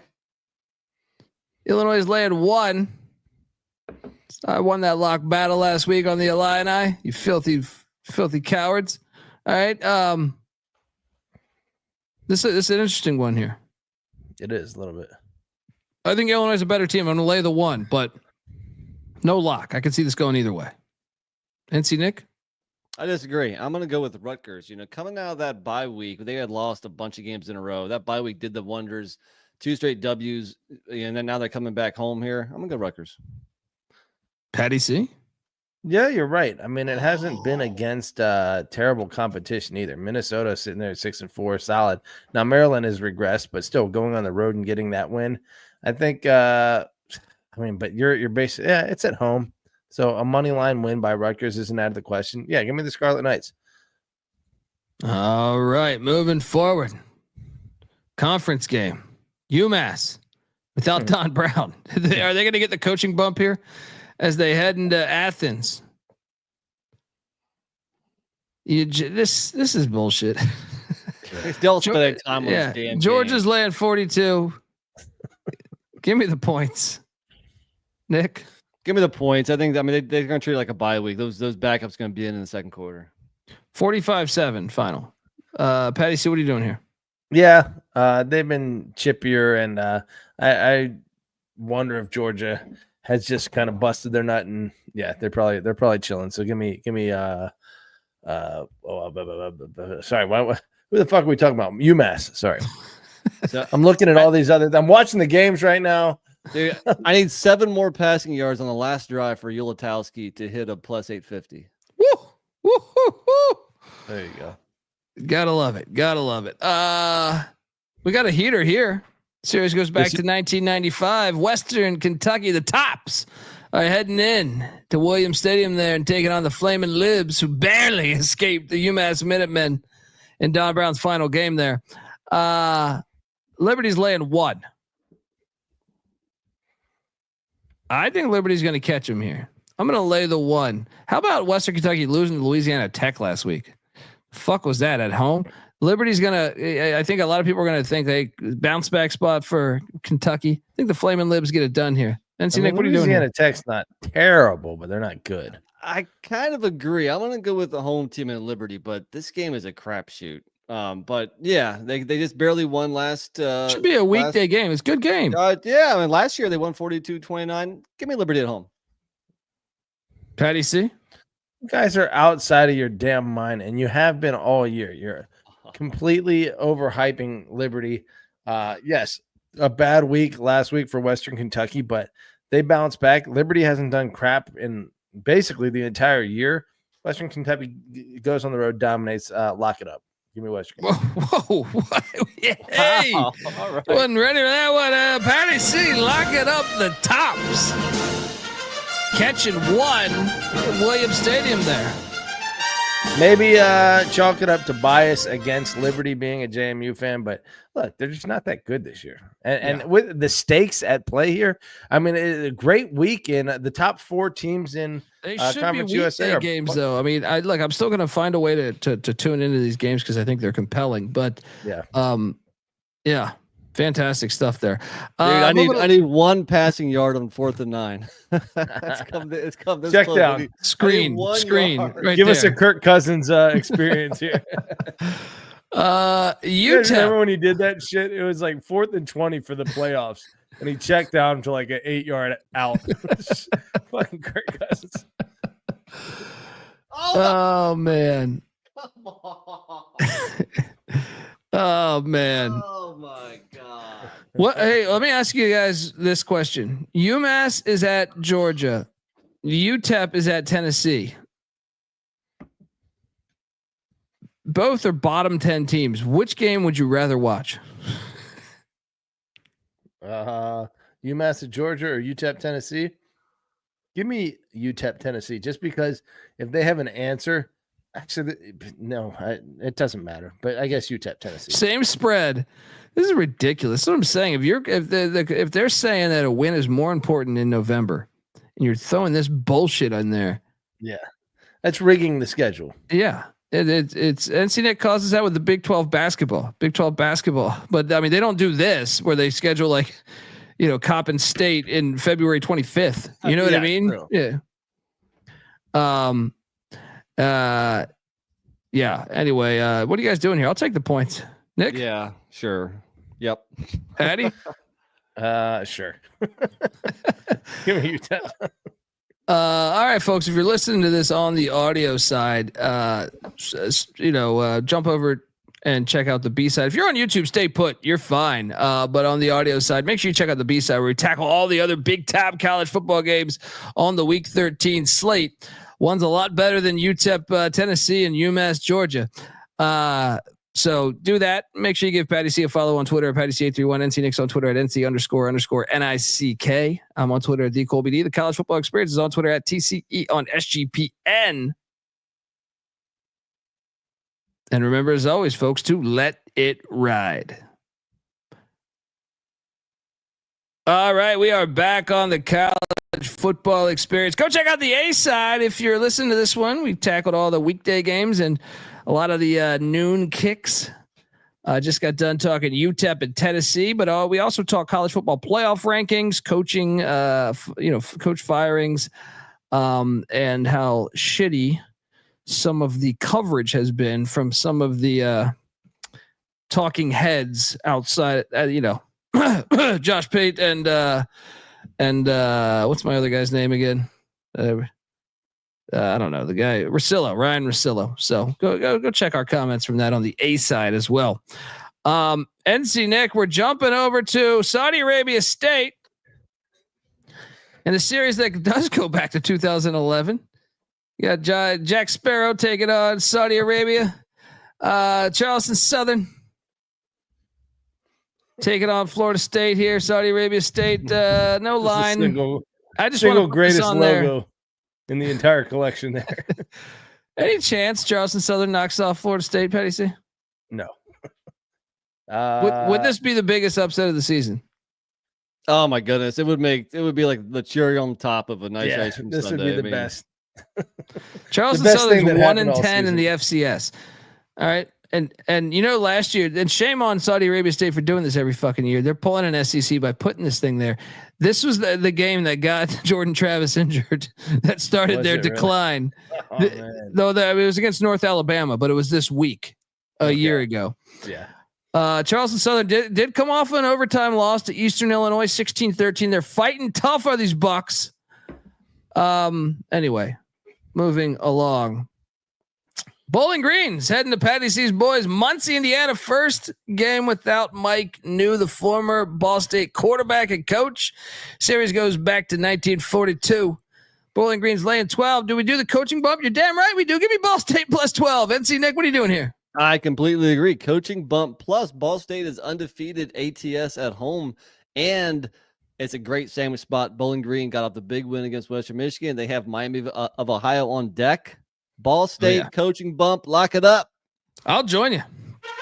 Patty C, I know you already bet this. You know, this is a great opportunity for me to talk about how one of our fans on, I think, Saturday said JMU could never hang with the likes of the rest of the FCS. Yes, I'm crowbarring this in.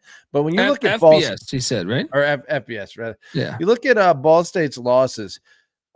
You're right. I mean, they lose close games. 3-point loss against Central Michigan, 3-point loss against Western Michigan, 10-point loss against Vanderbilt on the road, overtime loss, 3 points against Buffalo, and 6-point loss against Miami, Ohio.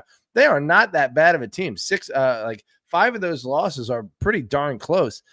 Their 2 huge losses are at Miami, 62-0, and at James Madison, 63-7.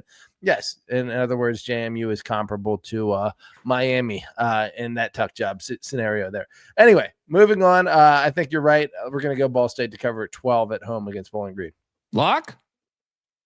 Yeah, let's have a little fun. The triple locks are flowing this episode. Ball State plus 12.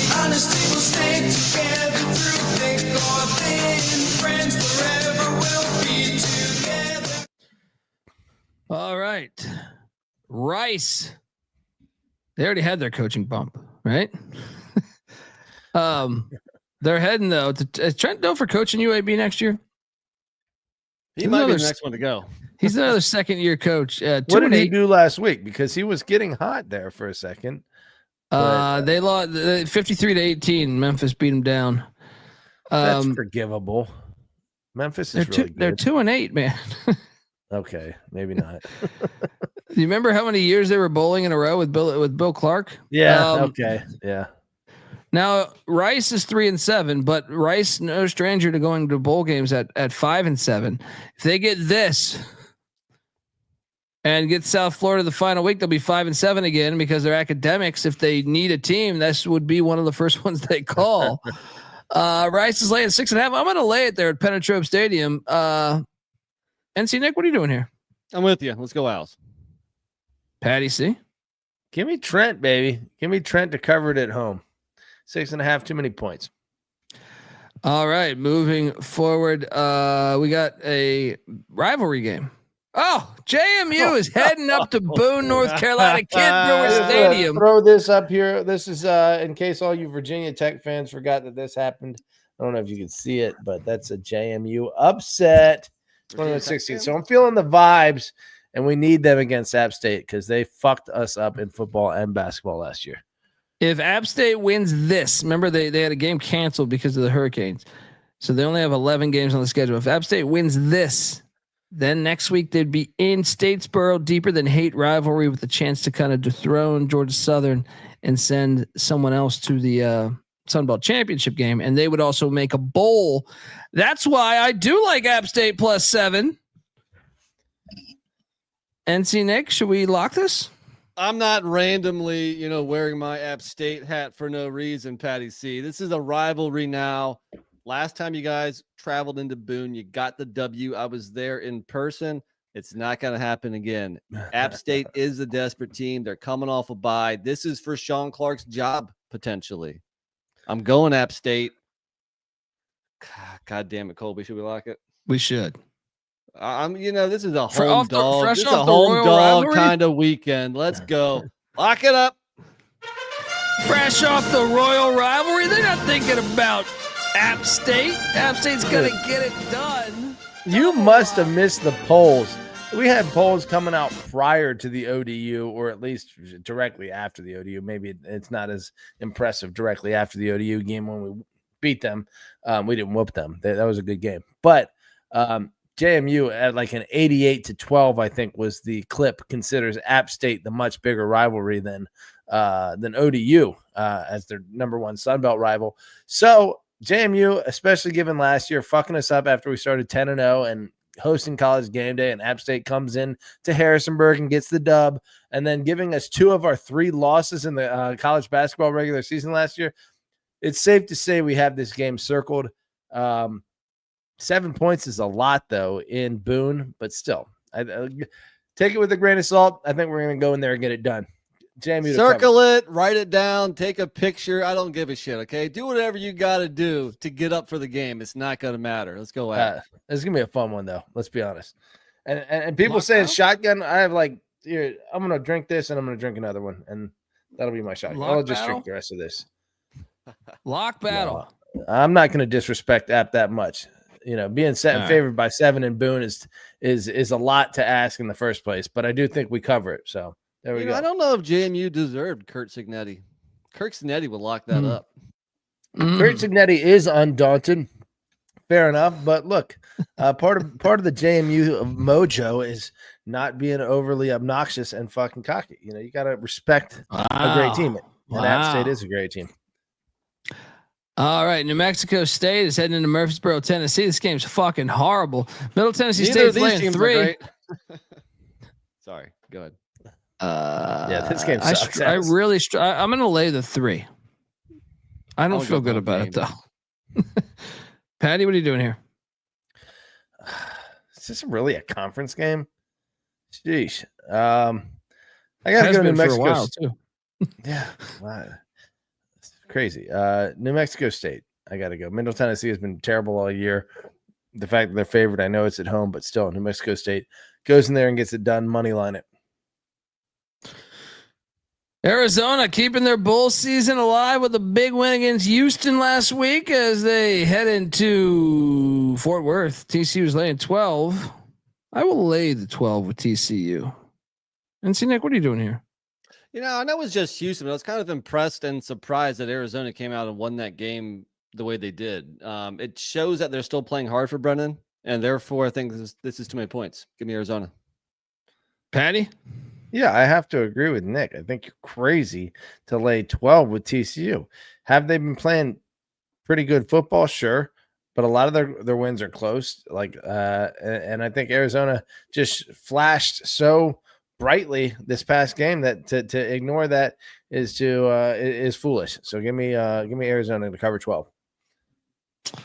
All right, moving forward. ULM is heading into Jonesboro in a series that goes back to 1959. Arkansas State's laying 3.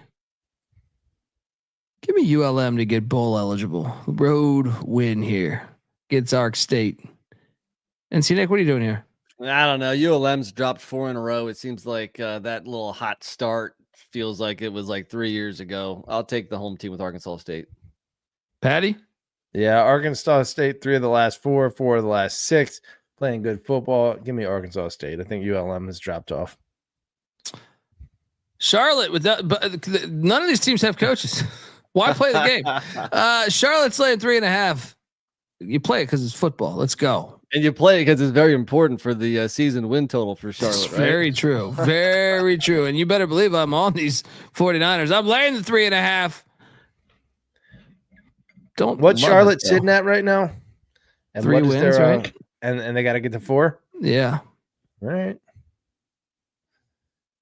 I don't see why anybody would bet this game. I mean, come on, but the fact that shows like -3.5, I'll adopt the NFL logic of laying the hook here, and I'll go Charlotte. Patty, I'm gonna go Charlotte too, just because FAU has been so disappointing. But yeah, maybe there's a little bump. I did see a video or a picture at least of Biff Poggi coming out on the field this morning and like hanging out with the team the day after getting fired. A little bit weird. But whatever. I saw that at Kennesaw also. The coach was like, yeah, I'm not leaving. So I guess give me Charlotte.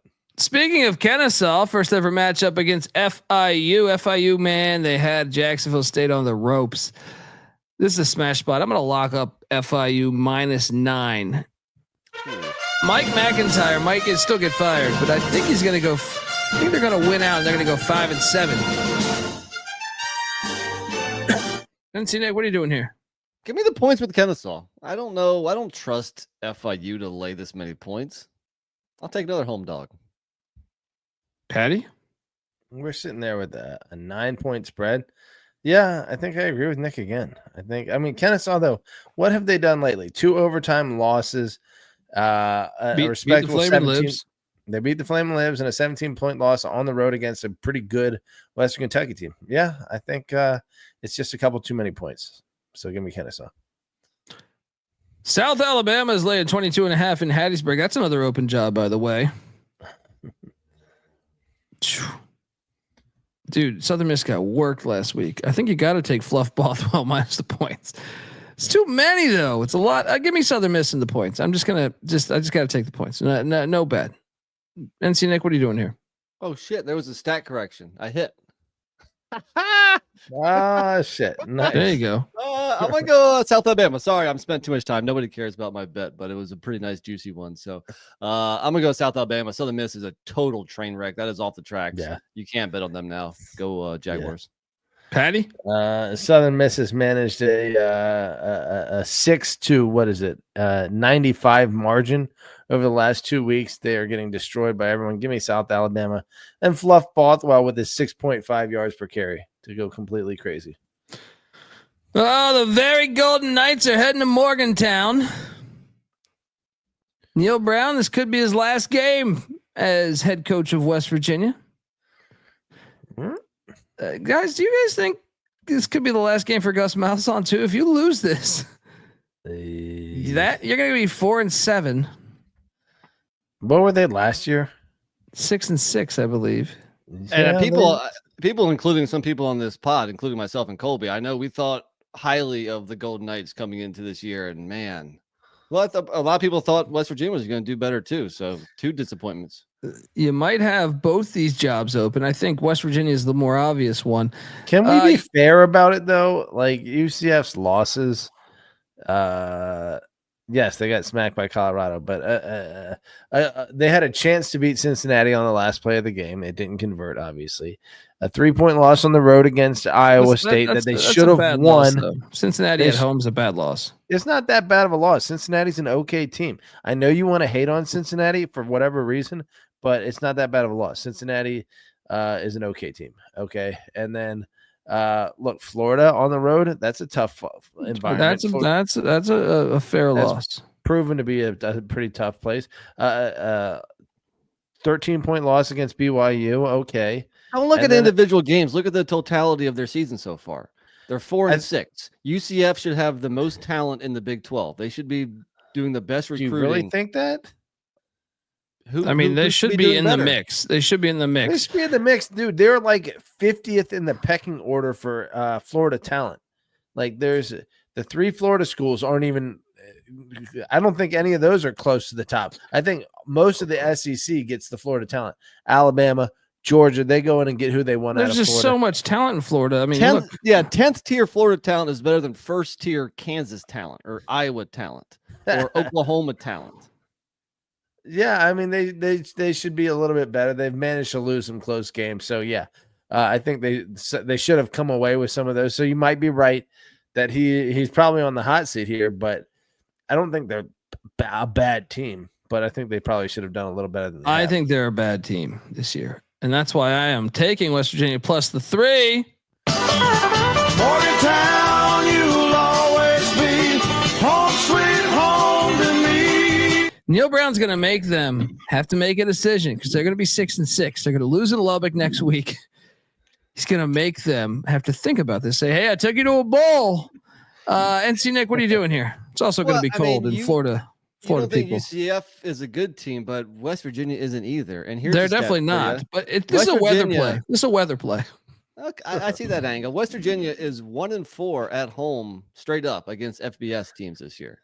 The mystique of Morgantown seems to have dissipated. Okay, so I'm gonna go UCF actually. Well, do I need to tell you that it's supposed to be snowing on Saturday? That should factor a little bit. Yes. Although with UCF being as run heavy as they are, and I feel like who is it? Who's the quarterback at West Virginia? Garrett Green, but they've been going with the other guy lately. Yeah, Green played last week. Okay, he's back healthy. I think he's. But either way, they're a pass happy team a little bit, and I think UCF may be a little more comfortable schematically in the snow than West Virginia is. So, but still, I think West Virginia is just the pussy factor of UCF being in cold weather probably favors West Virginia. So, yeah, I'll go with you, Colby. Give me West Virginia. NC Nick, you said UCF. You're not changing your ways? I'm not going to bet this, though. All right. I might bet that. The Citadel is taking on Clemson. Shout out to like the few ACC schools that are on the SEC level. And say, you know what? We should play the Citadel on November, 24th or whatever the fuck the day is. And when you say shout out to, you mean fuck you, right? Yes.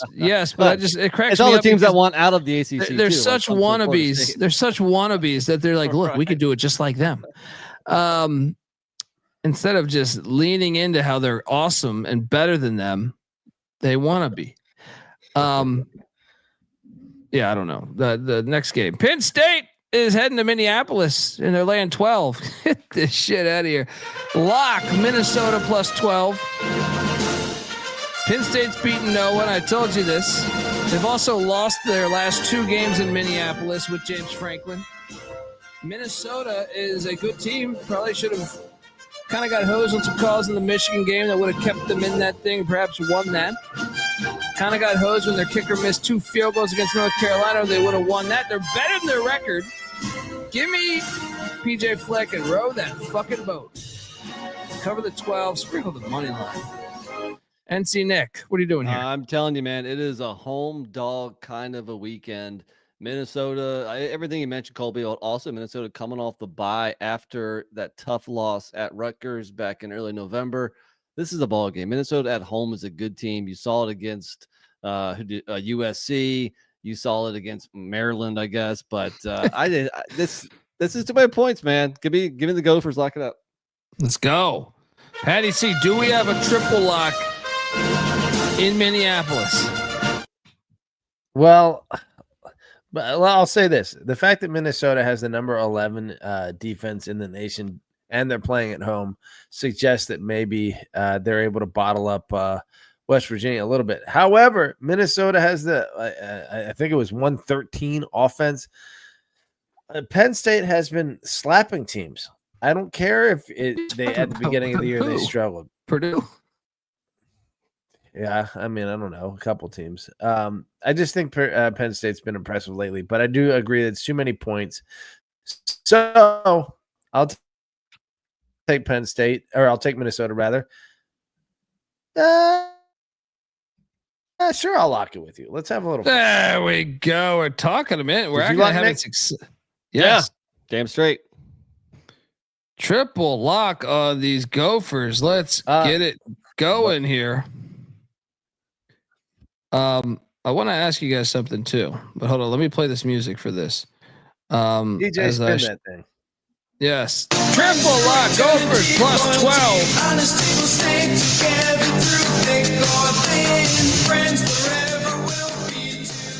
Hey, real quick, let me interject here. This is why JMU is going to beat App State's ass. You see this 12 fluid ounces of alcohol right here that the fans requested me to. Since I have bottles, I can't shotgun.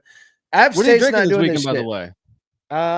I'm I pussied out and I went back to Allagash White. I also got this New Belgium 1554, dark spiced, pretty delicious. Doing some advertisement here.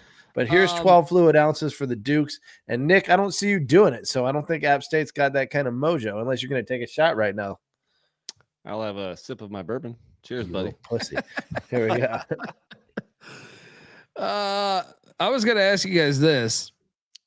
If Minnesota wins this game like we think they could be live, what does that do for Penn State's playoff chances? And also, what does that do for James Franklin's future? Ooh. Well, it's still 9-2 if they lose. So they're still in the mix, man. They're on the fringe if they lose this. I don't understand how they're number 4 right now. They just don't have any good wins. Like, what is their best win? Like, how many spots would they drop if they lose? 6 to 8 spots. I just think if you look at the resume and they have a loss to Minnesota, yeah. The committee is exactly like the AP in terms of like considering traditional blue bloods infallible and like really just doing an arrangement of 1 loss versus 2 loss or 0 losses there. And what you have at the top of the Big Ten is a bunch of 0 loss and 1 loss teams. And that is how the pecking order is arranged, you know? And so the fact that all the SEC teams outside of Texas, who's number 2, have 2 losses, then that means all the Big Ten teams that have 1 loss or 0 losses get pushed to the top. And the fact that Ohio State beat Penn State head to head puts Ohio State at 3, and then or I don't know. No, Ohio State's 2, Texas is 3. Okay, same difference. And then Penn State naturally goes to 4. But they completely ignore any other metric except these like lineal kind of lazy ass metrics. I just don't understand the logic on any of it. This is why the system's phony. Triple lock though. Next up, Tulsa. I'm going to keep the lock train going because this line's insane. Tulsa's getting 17 in Tampa against South Florida. The Bulls. Give me the 17 in Tulsa. This could be a shootout. Take the over 60.5 as well. Parlay both of them. Have a little golden weekend there. With the Golden Brahmas and the Golden Hurricane. Maybe bet on Diego Pavia later. He's known to throw down a golden shower on someone. Is that where the UFL team got the name from? The Brahmas? Potentially. I thought it was like a rock thing, but yeah, I mean, I guess probably too. Isn't that the same thing? Yeah, it is. Am I wrong? Huh, interesting. Yeah. I'm with you. I'll take the points. I'm not going to bet this. Block this. It was 17. This line's ridiculous. Nobody gives a shit about this shitty ass game this weekend. I'm not going to bet this. Tom from accounting. Thank you. Tulsa is live. Let's go. This game sucks. What happened to Alex Galesh's offense? They're sitting at number 68 this year. They dropped 59 on Charlotte last week. That's what got both you fired. Apparently that'll get you fired. Maybe it's the quarterback. Although Byron Brown was healthy for a good portion of the year and he just didn't produce. Give me Tulsa. Let's go. Shout out to Sarah, my Uber passenger. Just hit the like and subscribe button for you guys. Hey, appreciate Shout out, that. Sarah. Nice. Hello. What's up, Sarah? Also, we're trying to get to 15K before the new year. So please, it's a season of giving, they say, right? That South Florida game also 45 second half points. That'll definitely get you fired. Yeah. Biff Poggi probably just went at halftime and said, "You guys all suck ass at football," and the whole team just said, "Yeah, well, fuck you," and they just, "You're not worthy of my side, yeah." Dude. All right, folks. Want to tell you that the college football experience is brought to you by brought to you by MyBookie.ag. Yes. Look, we started out with MyBookie, and now we're back, and it's better than ever. Check out the new and improved website. It's great on mobile. Plus, props for every game in the live dealer casino. Head to MyBookie.ag. Use that promo code SGPN for 100% deposit match up to $1,000 plus a 10% plus a $10 casino chip. That's MyBookie.ag, promo code SGPN. We're also brought to you by Rebet. Yes, Rebet is a brand new social sports book available in 45 states, a huge market of betting opportunities are available on Rebet. Easy to use as well, and great for people that live in states where traditional sports books may be restricted. So download Rebet in the App Store and use the promo code SGPN for 100% deposit match up to $100. That's Rebet, promo code SGPN. All right, we are back. Patty C's barfing, got through chugging that Allagash or whatever the hell he's working with there. We're going to this is a fun little matchup. Every year I feel like this is kind of a shootout. Texas Tech heading into Stillwater. Take on the Cowboys. Texas Tech's laid 3.5, over under at 67.5. Series goes back to 1935. I don't know what to do here. Really? I just think Texas Tech's a better team, but the line's so short, it stinks a little bit to me. Give me Oklahoma State plus the points. It would stink more if it was minus 2.5. I just feel like Texas Tech's a lot better than Oklahoma State this year. I thought this would be more like 7. True. Yeah. I guess you have a point there. I mean, Oklahoma State 7 straight L's, 3 straight by double digits. I'm all over Texas Tech. I'm locking them up like I do every week. So give me Red Raiders. Locking them up every week. Who's that? Billy Joe Tolliver over there? Good God. NC Nick laying the 3.5 with these Red Raiders. Patty? Yeah. 5 of the last 6 are double-digit losses by Oklahoma State. This one stinks to high heaven, but I dive into the stink, so give me Texas Tech, and I'll lock it up with Nick. There we go, buddy. Double lock on these Red Raiders. That might be lock of the week, honestly. Really? No, I don't know. I mean, you never know in the Big 12. And Colby's right. There's a little bit of a stink factor. Yeah. Yeah, we got the Brawl of the Wild here, FCS game, and this goes back to 1897. I fucked up the slide here. Montana State laying 8 in Bozeman. Montana State in the middle of an undefeated season here, or towards the end. This is, to me, one of the best low-key rivalries in all of college football. The Brawl of the Wild. The Grizz and Bobby Hogg, don't worry, they're still having a solid season. Remember, they went to the FCS National Championship a year ago with Clifford McDowell. They got the Big Mac. We got the Big Mick. Is 8 too much, Patty C? Because I was struggling here. Part of me thinks Montana State wants revenge from a season ago, and that is why I decided I'm going to lay the 8 with the Bobcats. Wow.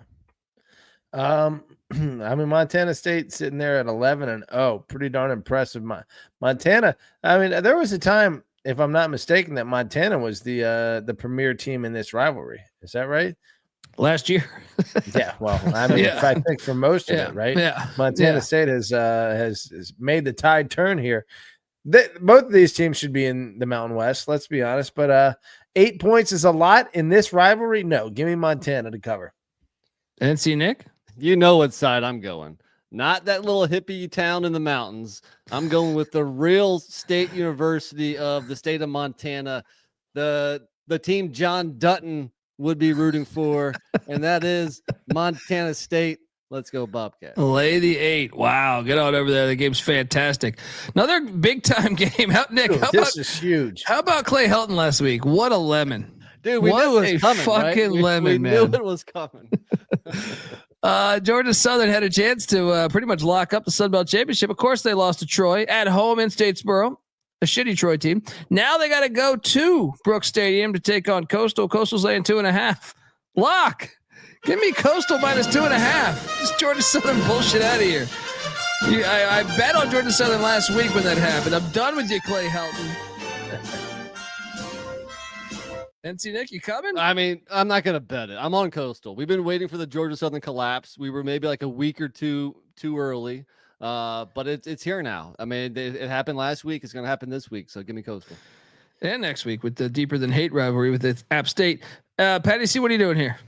I have to say that Coastal is a little unreliable, which is the only thing that concerns me. But yeah, you're right. The collapse, a miracle comeback against South Alabama to an extent, and then losing at ODU and Troy on the other sides of that.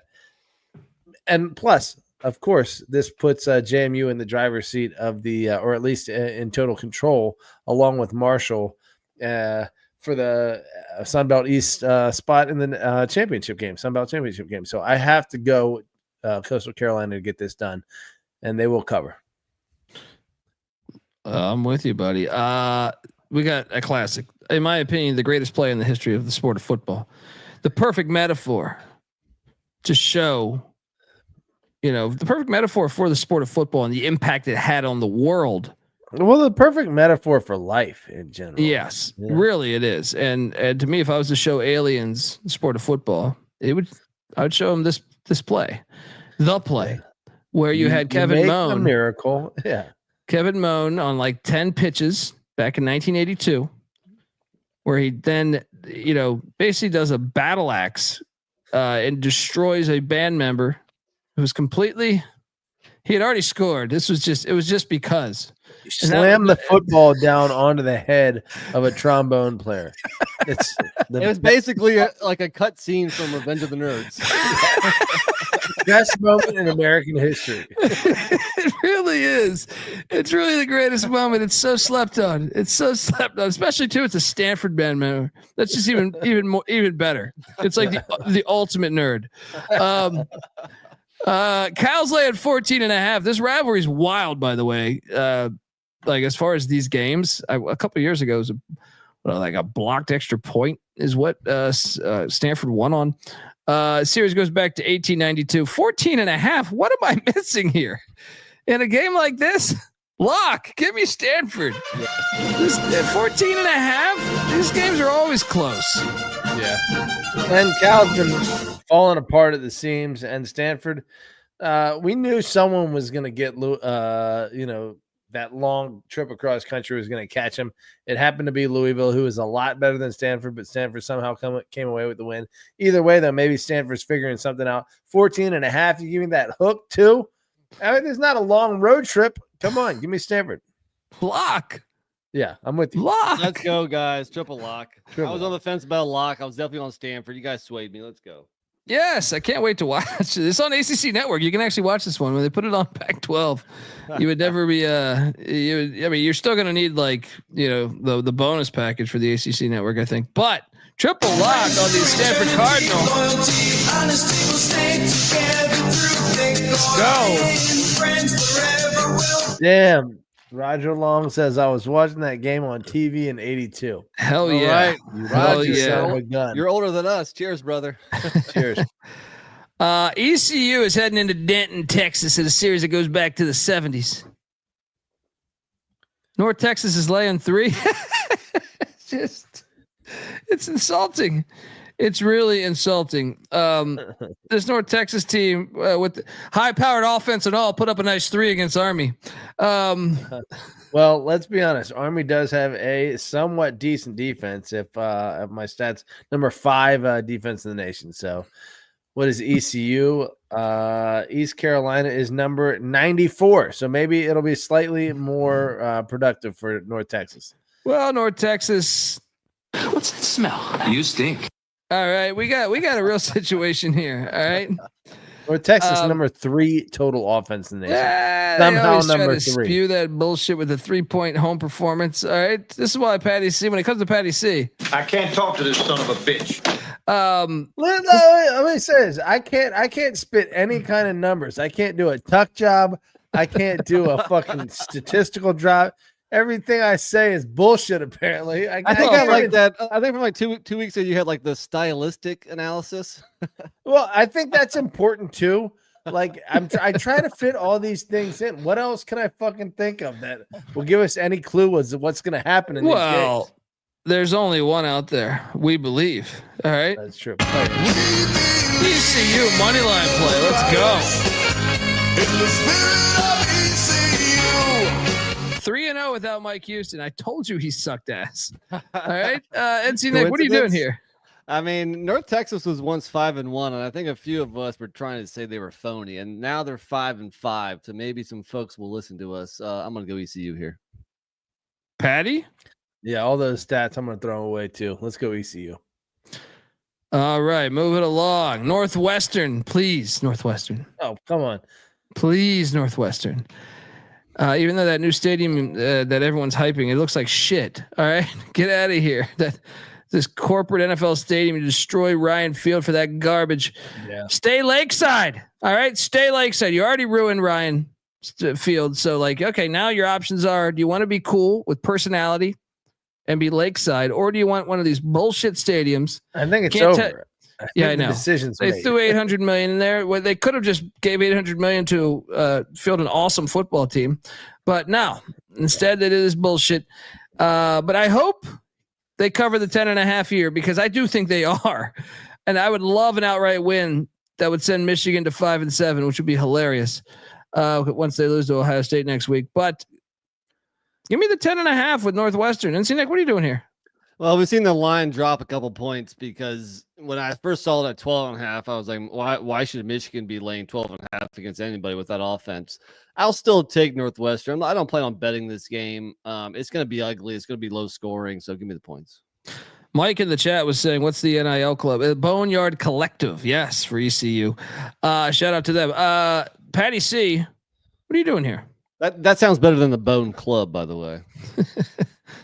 What is the Bone Club? I don't know. That's a bar a couple blocks from you in LA.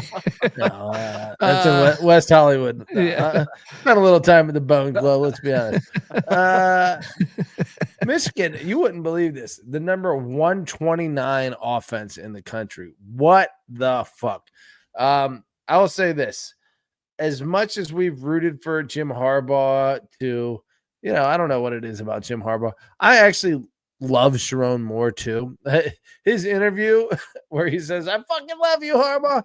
He won me over for life. That said, Michigan is kind of a bitch ass school, and anytime these like lower level schools that haven't beat them in once every 20, 30 years have the opportunity, I'm rooting for them. Let's go Northwestern. Hopefully on the money line, but certainly to cover. NC Nick, you're interested in a lock here?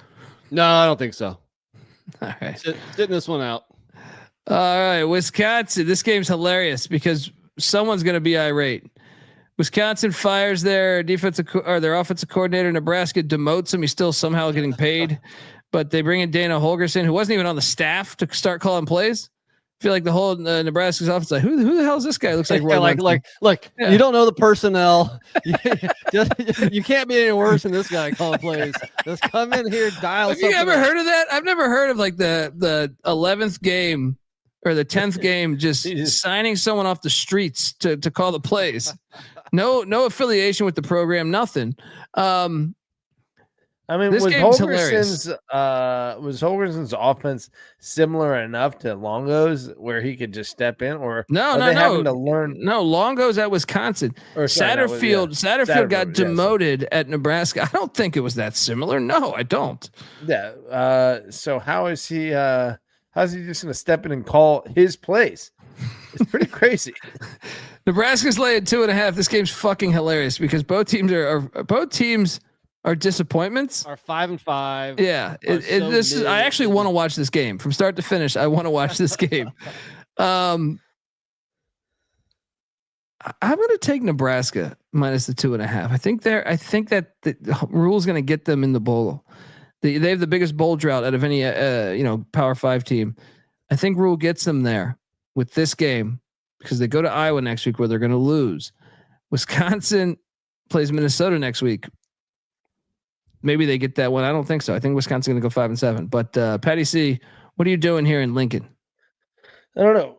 4 straight losses is 4 straight losses. So Nebraska not playing exactly great football. The fact that Wisconsin, hung with Oregon lately should probably give you a little confidence in Wisconsin.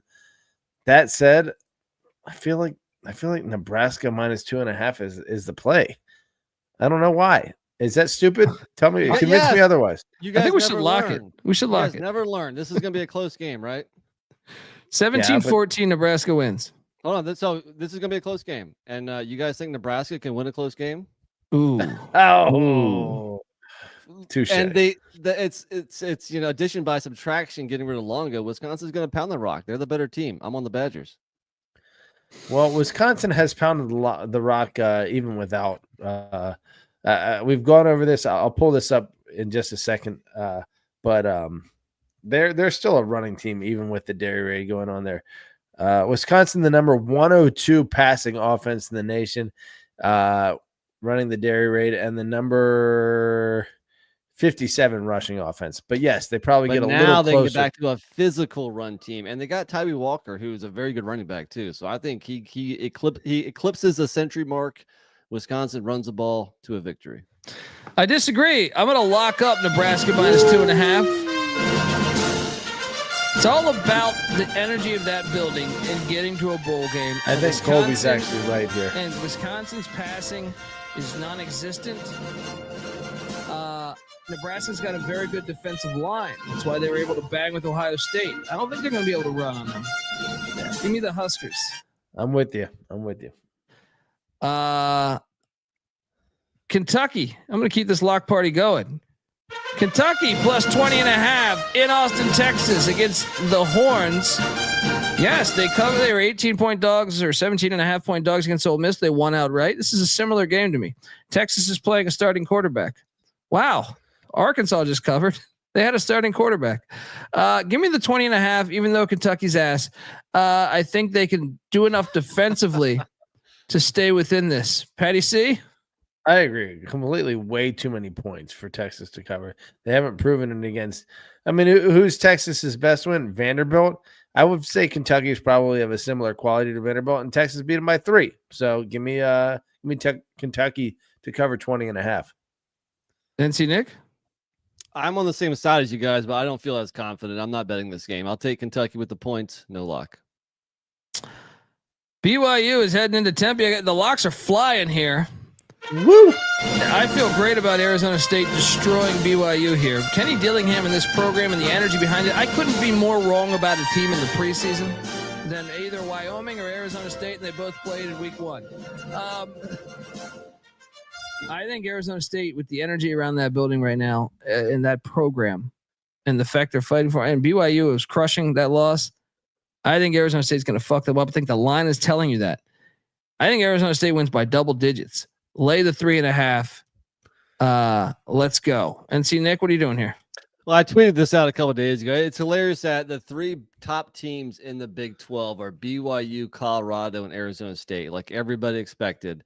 And the bottom 3 are Utah, Oklahoma State, and Arizona. I mean, who were projected to be the top 3. Yeah, absolutely insane. But like BYU's having a great year, but we all knew they were due. It finally happened. They're a good team, but they're not undefeated good. Arizona State, 5-0 ATS at home in the desert. I ain't fading that. I'm riding Sun Devils, lock it up. Double lock now on Arizona State. Could it be a triple lock, Patty C?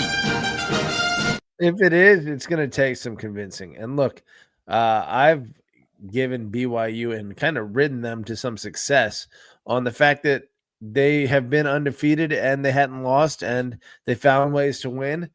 But that ran out last week. Now, granted, is that against a pretty damn good Kansas team? Sure. But is Arizona State looking pretty damn good? Yes. And on the road, it's traditionally been a pretty tough environment. Now, Arizona State holds a 20-8 all-time lead in this series, but BYU has won the last 3.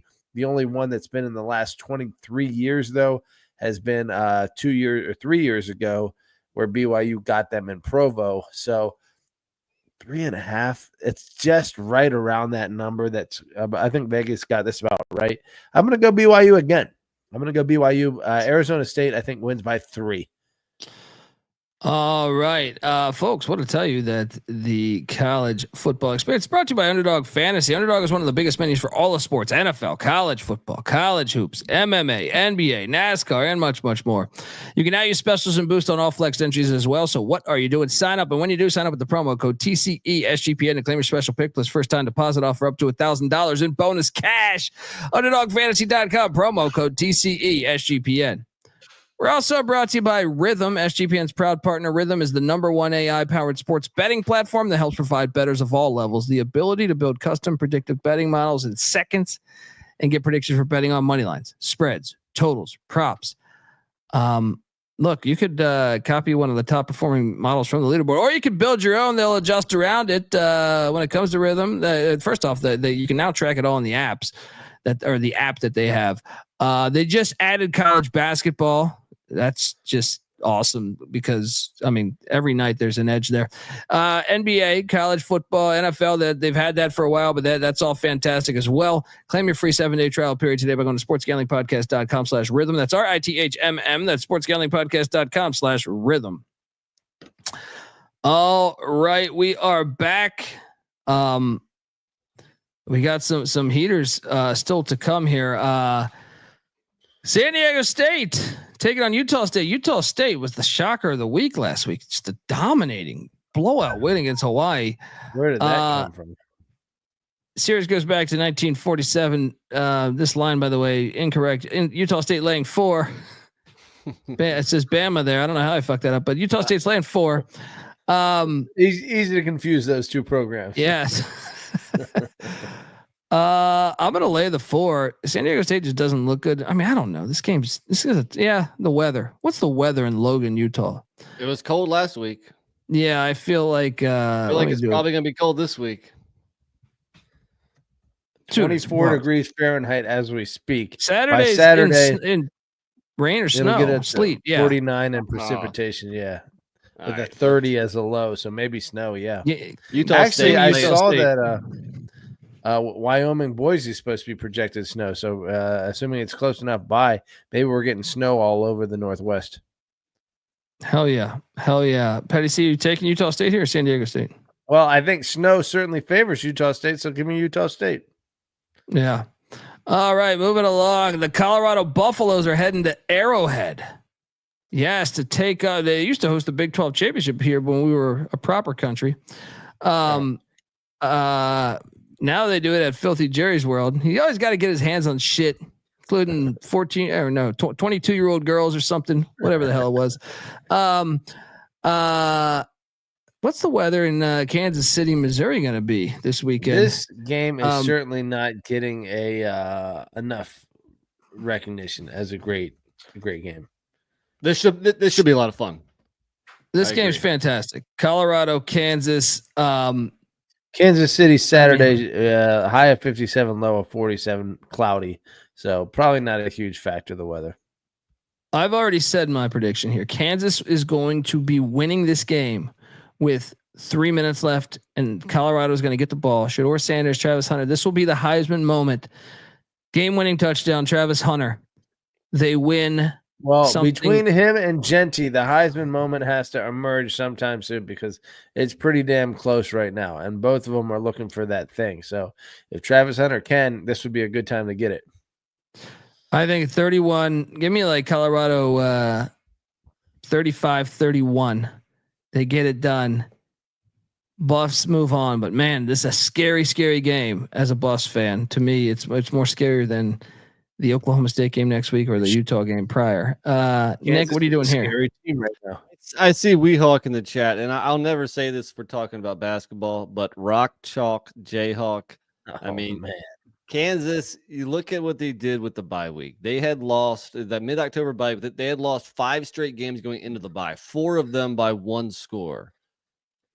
Leipold, great coach, utilizes the bye week. Since then, they're 3-1 with their only loss like a 2-pointer at Kansas State, which I called for the Kansas win. Didn't happen. That was like a 55-yard field goal too, like to win that game. Yeah, and then they're winning in a variety of ways. They've had big offensive outputs in the 40s. They've had close defensive struggles like the BYU one last week. I just love Kansas in the spot here, and if Kansas and Arizona State beat BYU and Colorado. And if Iowa State wins their game, then we're going to have a 4-way tie in the Big 12 going into the final week, which is fitting, right? Yeah. I agree with Kirk Ferentz here. Rock Chalk in the chat, except for they're building a shitty new stadium. That is a shitty stadium there, but they're taking away a classic and updating it with shit. It looks like an MLS stadium, but yeah, the lighting leaves something to be desired. It's just not well done. What are you doing here, Petty C? Look, I think Shedeur in Colorado are a wagon, so to speak, or a freight train, whatever you want to call them. They're tough to stop, and their offense continues to score for 4 quarters. And so I think that'll be the difference, even if Kansas does show up, and I think Kansas is playing a lot better. Colorado is playing great football right now, and I also think stylistically, Kansas isn't the type of team to necessarily pound Colorado, and the fact that Colorado has found their pass rush lends itself to Colorado having an edge potentially, or at least a stalemate versus Kansas's offense. And I think Colorado's offense outshines Kansas's defense, which ultimately results in a nice win and a cover for Colorado. All right. Next up, Wofford taking on South Carolina. Series goes back. At least the series goes back to 1895, but ridiculous game. Move along. You want to know what can keep Sonny Cumbie's job? An SEC win to go to 5 wins and set up a potential spot for you to go bowling in the final week of the season. La Tech's getting 22 in Fayetteville against Road Rash Face and Sam Pulled Pork Pittman. I will take the 22. No bet though. Series goes back to 1901. NC Nick, what are you doing here? I know we don't like to admit it, but La Tech is playing better ball last handful of weekends, so I think they cover. Patty? Wait, did I lose you? Look, Arkansas is a dynamic offense, but it is too many points. So yeah, I got to go Louisiana Tech. All right. Pitt, Louisville. This ruined Louisville's perfect season last year when they went to Pitt. Now the return game, Louisville obviously just went to the farm and took an L to Stanford. This is a ridiculous spread. Am I alone in this? I know you're a big Louisville guy. I'm going to lay the 8. You're going to lay it because you're a Louisville and you're a Brom No, because Pitt's cooked. No, they're Pitt's not. cooked after This losing is a last week. ridiculous spread. Well, Louisville's kind of cooked after losing last week too. Yes, but so what am I basing it off of? The fact that Pitt ruined their season last year. I think there's more motivation for Louisville to take them down. No. Pitt wins straight up. Lock it up, Pitt. Well, I think both teams are cooked, so I'll take the 8. I'll take the 8, but I'm not touching this. No way. Patty C, lock it up. Pitt +8 and the money line. Come on, this is a decent team. At worst, they're it's a stalemate. But 8 points, granted, it's at home, but still, that's ridiculous. I'm on Louisville minus the 8. I think they win by 15. Wow. Moving forward, Missouri heading into Stark Vegas. Missouri's laying 7.5. Give me Hail State. Missouri seems cooked too. Give me Hail State to stay within this number. NC Nick, what are you doing here? Well, the biggest tragedy on this whole college ball playoff top 25 is that Missouri's at 23. And I was high on Missouri coming into the season. If that doesn't show an SEC bias, I don't know. It's just ridiculous. Missouri is not a good football team. Why they're on there, I have no idea. They're 7-3. Hell, Duke could be on there. I think Duke, Missouri goes down to the wire. Who knows who wins right now? So give me the home dog. Hail State. Patty C, what are you doing here? If eye test played any factor in this, or really the outcomes of the games, then Missouri would be completely out of it. Not only do they get smoked by A&M and Alabama, they lost to South Carolina. They needed overtime to beat Vanderbilt. They probably should have lost to Boston regulation to Vanderbilt. Yeah, they fucking suck. Missouri's trash. Suck. Yeah, so Missouri could have the same exact team, but be in the Big 12, and they would be in like the 40s, or worse. Yeah. So and guess what? They wouldn't even be sniffing the top of the Big 12. Yeah. I don't know. Mississippi State sucks too, though. So give me Missouri. All that said. All right, Troy is heading to Lafayette, Louisiana. Louisiana's laying 11. This is a great get right spot for Michael Desmarais. I'm laying the 11 with Louisiana. Lock it up. NC Nick, what are you doing here? Very surprisingly, Troy is starting to figure a few things out. 2 straight wins over Georgia Southern and Coastal. I guess they just had to play some teams from the East. And this is a game where does Louisiana start feeling the pressure? I'm on Troy to cover, actually. Close game. Patty C? That's a lot of points, and Nick's got a point. So I actually don't have a great feel on this one. I actually almost want to lean Troy. I wouldn't touch this thing with a 10-foot pole. But the fact that Louisiana is playing for home field in the conference championship game. I got to go Raging Cajuns. Oh, Pac-2 fun. I mean, Pac-12 now. They got Pac-12. Washington State, Oregon State, in Corvallis. They play twice next year. And Jake Dickert with some key words, some hilarious words at his press conference when they asked him about, these are your buddies, Oregon State. He goes, hell no, they're not our buddies. He said they would leave us at the drop of a hat if they got the chance, just like we would do the same. I appreciate the honesty. Wazoo's laying 12.5. Something ain't smelling right in Corvallis. But man, Wazoo, that was a tough loss last week. I'm gonna get right spot. I'm gonna lay the 12.5 in Corvallis. NC Nick? I want to take the points. Again, not that I thought of this coming into it, but I'm gonna take another home dog. Yeah, I mean, losing to New Mexico, I mean, that if anything is going to take the wind out of your sails, because Washington State still had an outside chance of something big. That's gone now, and it'll be interesting to see how they respond. But I'm going to take the points with the Beavs. Shout out to Roger Long saying your graphics are pretty damn cool. Thank you, buddy. Appreciate it. I put that together. Patty C, what are you doing here in Corvallis at Reser Stadium? You gotta go Wazoo here. Oregon State's been dying down the stretch here. John Mateer tied for 4th in the nation, 1 touchdown pass behind Shedeur Sanders. You gotta go Wazoo here. It's a big spread, but I still think they cover. Georgia State's handed to San Marcos, Texas. 20.5 points. Texas State's laying. We'll lock up Georgia State plus 20.5. Who the hell is Texas State? I did like the fact that they got them getting bowl eligible last week. All their fans were jumping in a fucking lake or river. It was a lake. NC Nick, what are you doing here in San Marcos? I'm on late, actually. Every time Georgia State has taken to the road, they've given up over 30 points. I think Texas State might drop another 40 or 50 burger on them. And Georgia State just can't compete offensively with that. So give me the Bobcats. Patty? Against somewhat lesser competition, I don't know if you can define Georgia State as lesser competition, but against lesser competition, Texas State has lit up the scoreboard. 41-9 against Arkansas State, 38-17 against ULM, 58-3 last week against Southern Miss. Now, granted, 2 relatively close losses against ODU and Louisiana, who are a higher level competition. I'm going to group Georgia State in with a lower level of competition, which means, but still 20.5. No, I think that's too many points. Give me Georgia State to cover that.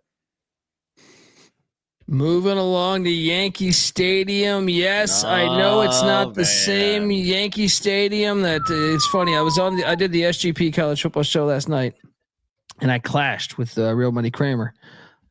He was saying, why not play this at the Jet Stadium? No, fuck that. It's a boring ass stadium. Yankee Stadium, historically, I know it's not the same Yankee Stadium, but this is built right next door, and they also made it look like the old Yankee Stadium. You can't tell the history of college football without key games at Yankee Stadium for a long fucking time. And guess what? A lot of those games involved Army and Notre Dame. The fact that you have playoff implications on the line, which I know there's been some games at Yankee Stadium, like bowl games and occasional, shitty Service Academy team against Notre Dame or something, or Pitt, Boston College last year when it was just shitty.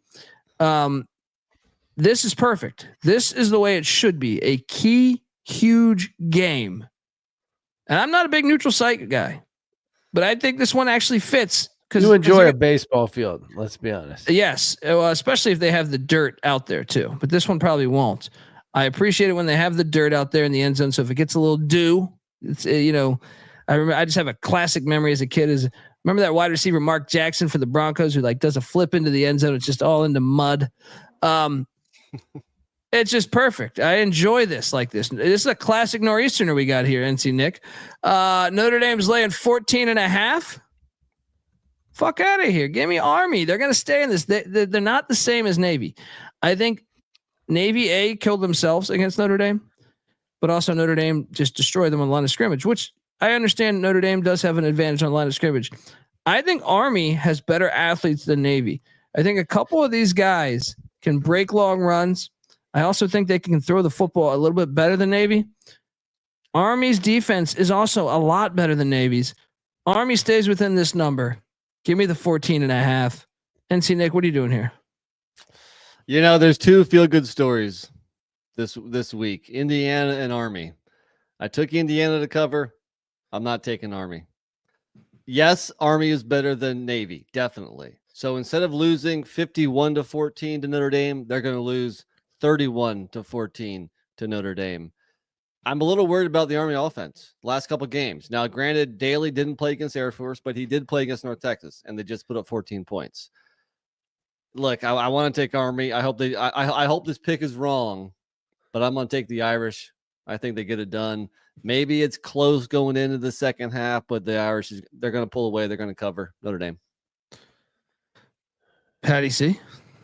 Look, this game is freaking excellent. I knew, or I had a feeling that this might be what we were looking at this point in the season. Second to last weekend of the season. What more could you ask for? Army versus Notre Dame, a classic matchup. Like we said, one of the last times the Army's been, one of the first time Army's been undefeated this late in the season in a long time.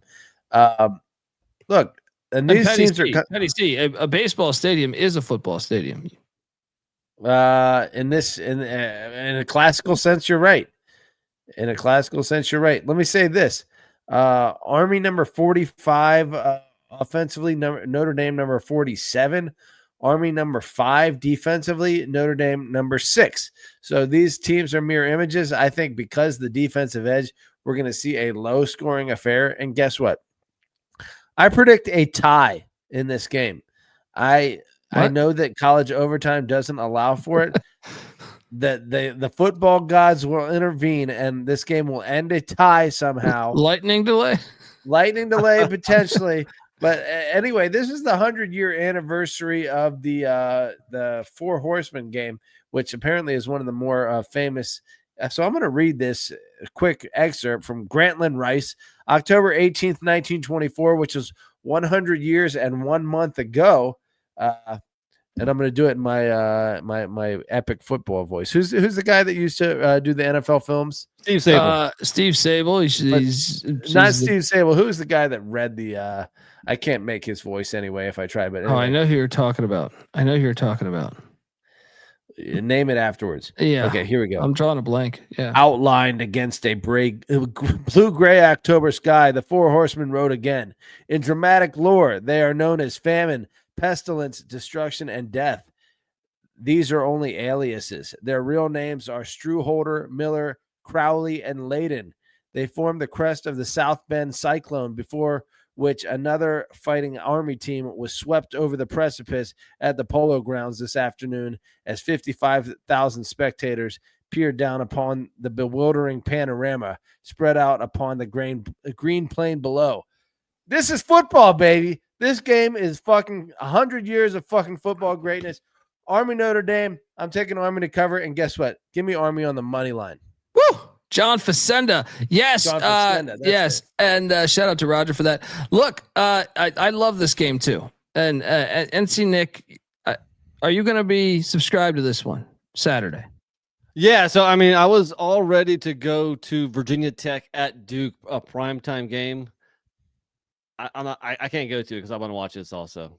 So now, I'm gonna go ahead. Now, Weehawk saying, what fucks with the playoffs the most? Army undefeated? I think that's probably accurate, right? Yeah, that throws a humongous monkey wrench in everything because I still feel like Boise deserves to go. So that might knock two. They're not going to take them both.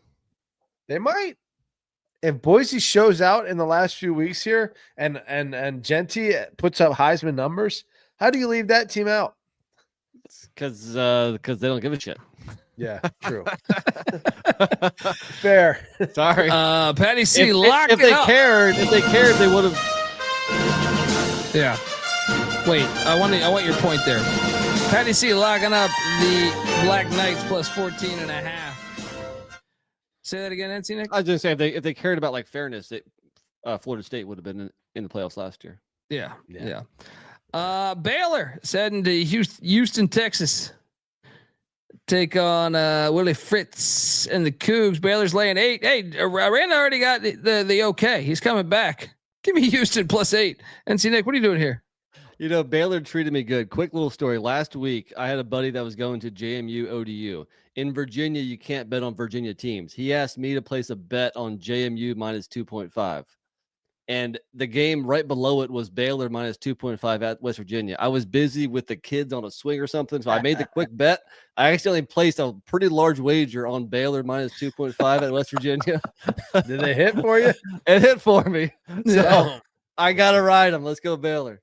Patty, what are you doing here? Yeah, Houston disappointed pretty big time. However, that's a huge spread on the road. Ooh, what are you doing, Colby? I'm on the Cougs. I think Fritz will, they're inconsistent, but he gets them up sometimes.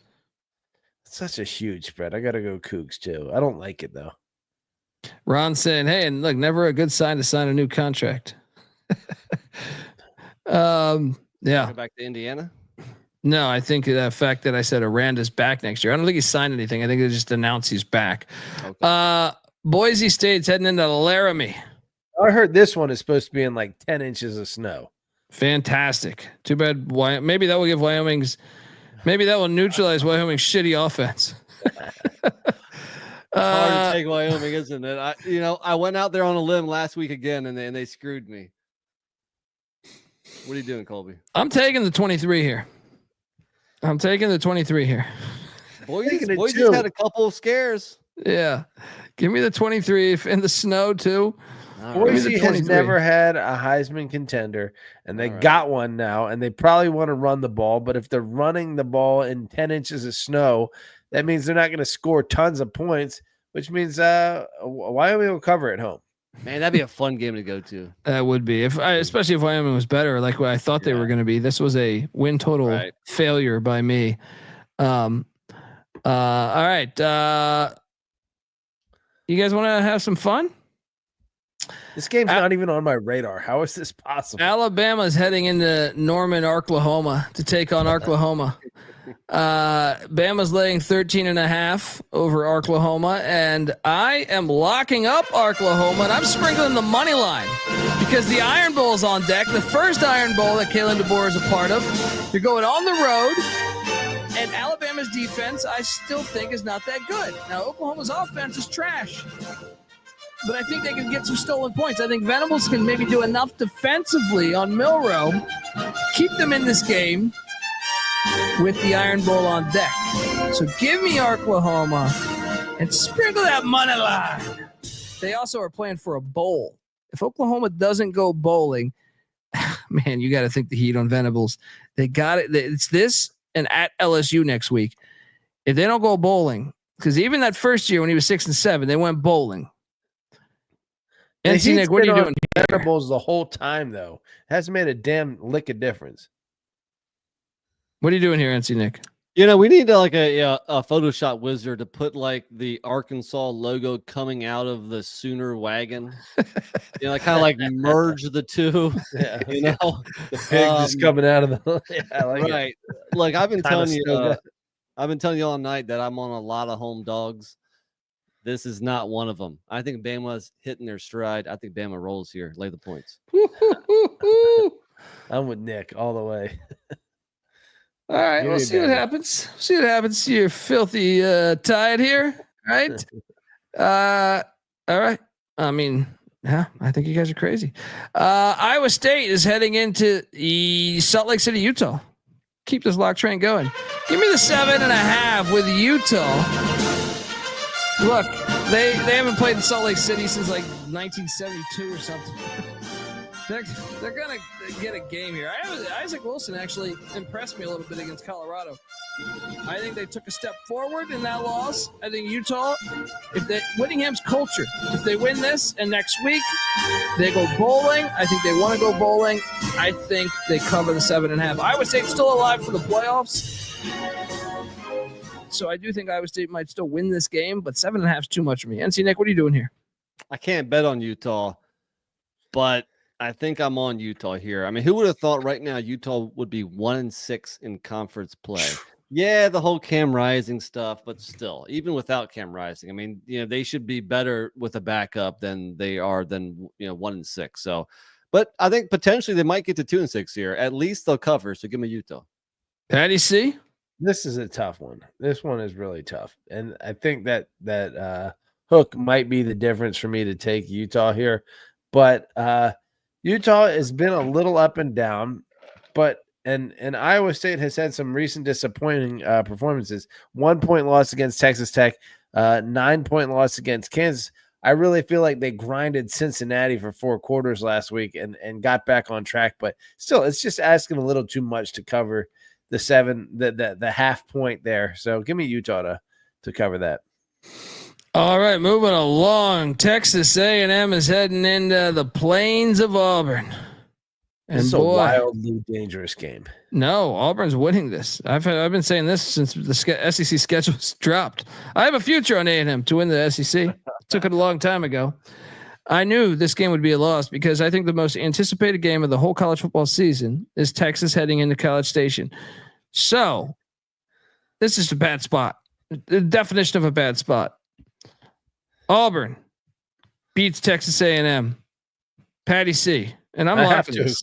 I'm locking this too. I'm locking such a bad spot. Yeah. And Auburn's playing better. NC Nick, what are you doing here?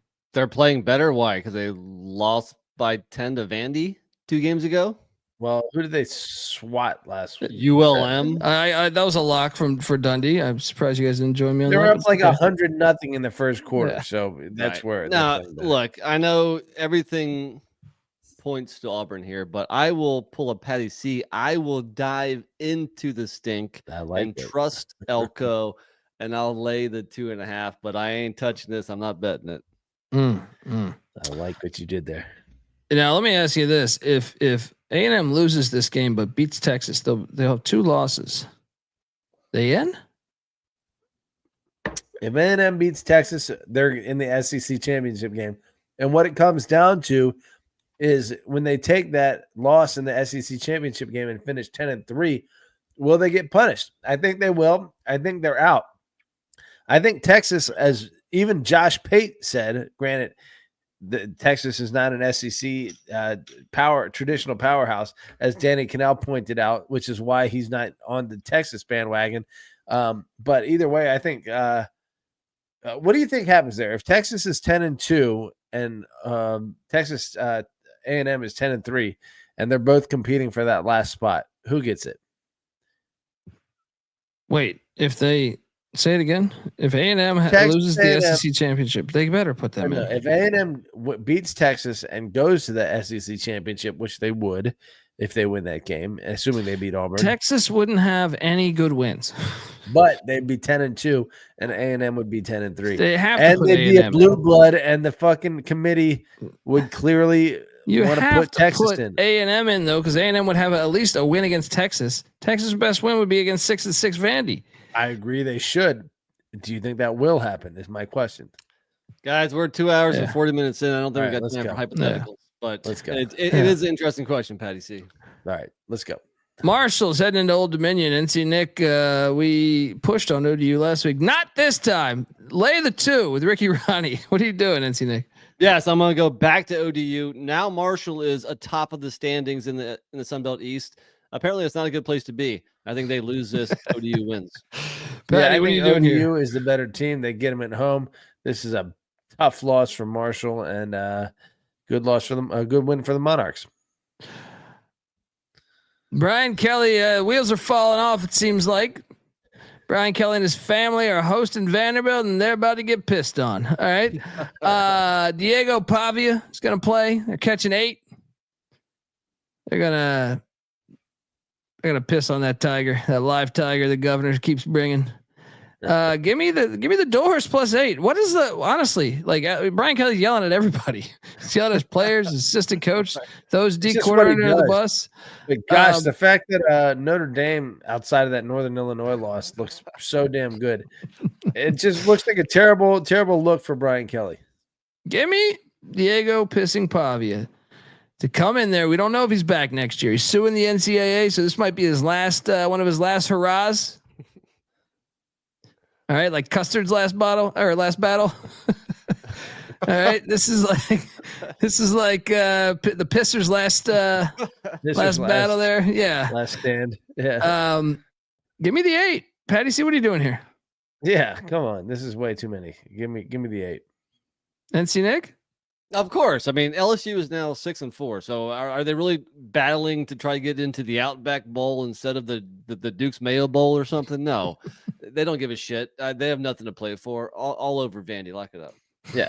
Brian Kelly, whether it be through the draft when Jaden Daniels and his other wide receiver dissed him like on draft day, or him having to try and fight with this player to listen to him on the sideline this last game, which got so much press. He is probably going to lose his team if he hasn't already throughout the course of this game. So yeah, Vanderbilt's the play here, right? We all agree. Yes, Doors are getting it done. Sprinkle that money line. All right, Cincinnati, Kansas State. This is another lock of mine. They're not covering 8.5 in Manhattan. I think Climate and K-State show some pride. It's about culture. I'm laying the 8.5 with the Wildcats against these Bearcats. Patty C. Lock back. Oh my gosh. Yeah, Kansas State is slipping. Cincinnati is finding ways to fucking lose. That isn't sustainable. So let me lock them up. They're finding ways to lose. Yeah, but they've 8.5. Get the fuck out of here. Cincinnati covers this easy. Money line's in play, but they'll find a way to lose this. We got a problem. We got a battle in Manhattan. Dundee with the Wildcats. Patty C with the Bearcats. NC Nick, what are you doing here? I'll go K-State, but after that lifeless performance last week at home against Arizona State, I'm not going to bet it. David Matilla's cracking me up. What's more intimidating, the fake Army guys from Texas A&M or the Nicholls State mascot? Definitely the Nicholls State mascot. He means fucking business. Virginia Tech is heading into Durham, North Carolina in a series that goes back to 1949. Hokies are laying 3. Get with the Commonwealth on the line. No, give me Duke. Duke's been better all year. But Patty C, what are you doing here? This is a massive, massive game for Brent Pry. Because if he loses, then both he and Tony Elliott are probably going to be sitting there fighting for bowl eligibility and probably their jobs on the last game of the season. So I'm sure Brent Pry would like to avoid that. I think if they go bowling, he saves his job. If they go 5-7, he might get canned. This is a tough road spot. The fact that Virginia Tech is favored, the wrong team is favored. Give me Duke on the money line. NC Nick, do I even have to ask you? No, you don't. Here's where we jump back on the home dogs. Duke is a better team. Duke's defense is live, is legit. It's going to shut down those drone strikes, and Duke's going to win this game. Lock it up. Woo! Locking it up. Duke does seem to mess with Tech too, I feel like, over the past couple years. NC Nick locking up Duke. +3. Sprinkle that money line. I will say this. Duke's offense is terrible this year. Number 110 nationally. Virginia Tech's not a whole lot better at 86. So both these teams kind of suck from a metric standpoint, but Duke gets it done. Colorado State, can they win out and go to the Mountain West Championship? It's a huge one here as they head into Fresno. Fresno's laying 3.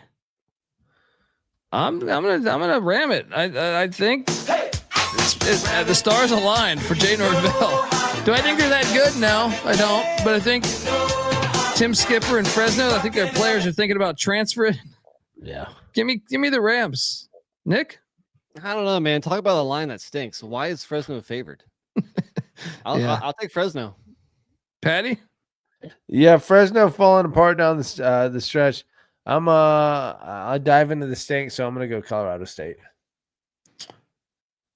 Air Force is heading to Nevada. This is a lock. Nevada -3.5. Air Force has turned a corner, but I actually think Nevada's a solid football team. Jeff Choate doing a great job there in year 1. Watch out moving forward. I think he's going to have Nevada play good ball. And that's what's sneaky interesting about this whole Pac-12. You have these teams moving. The teams that are staying, San Jose State, New Mexico, and Nevada, have 3 really outstanding coaches. And UNLV is looking great moving forward as well, as long as they have Barry Odom. And then I think Troy Calhoun will have Air Force. So it's, in a way, you could almost make a case that the teams staying in the Mountain West have a good future ahead of them, I think.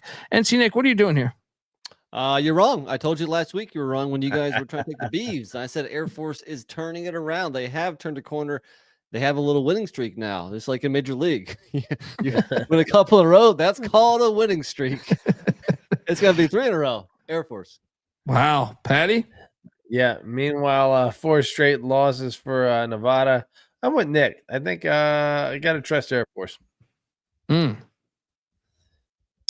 Final game on the slate: USC, UCLA. What could both teams battle? So if UCLA wins this game, they got Fresno next week. They can get to a bowl. If USC wins this game, they go bowling. But if they lose this game, they might not go bowling because they have Notre Dame next week. USC's laying 4.5 on the road in Pasadena. Yeah. What do you think? I'm on the Bruins. I think Deshaun Foster, this is personal for him. Like, I think he really cares about this game. I think they're to me, they're just a tougher team. So I think UCLA is going to at least cover the 4.5, but I think they can win this thing outright. I think this is like Lincoln Riley.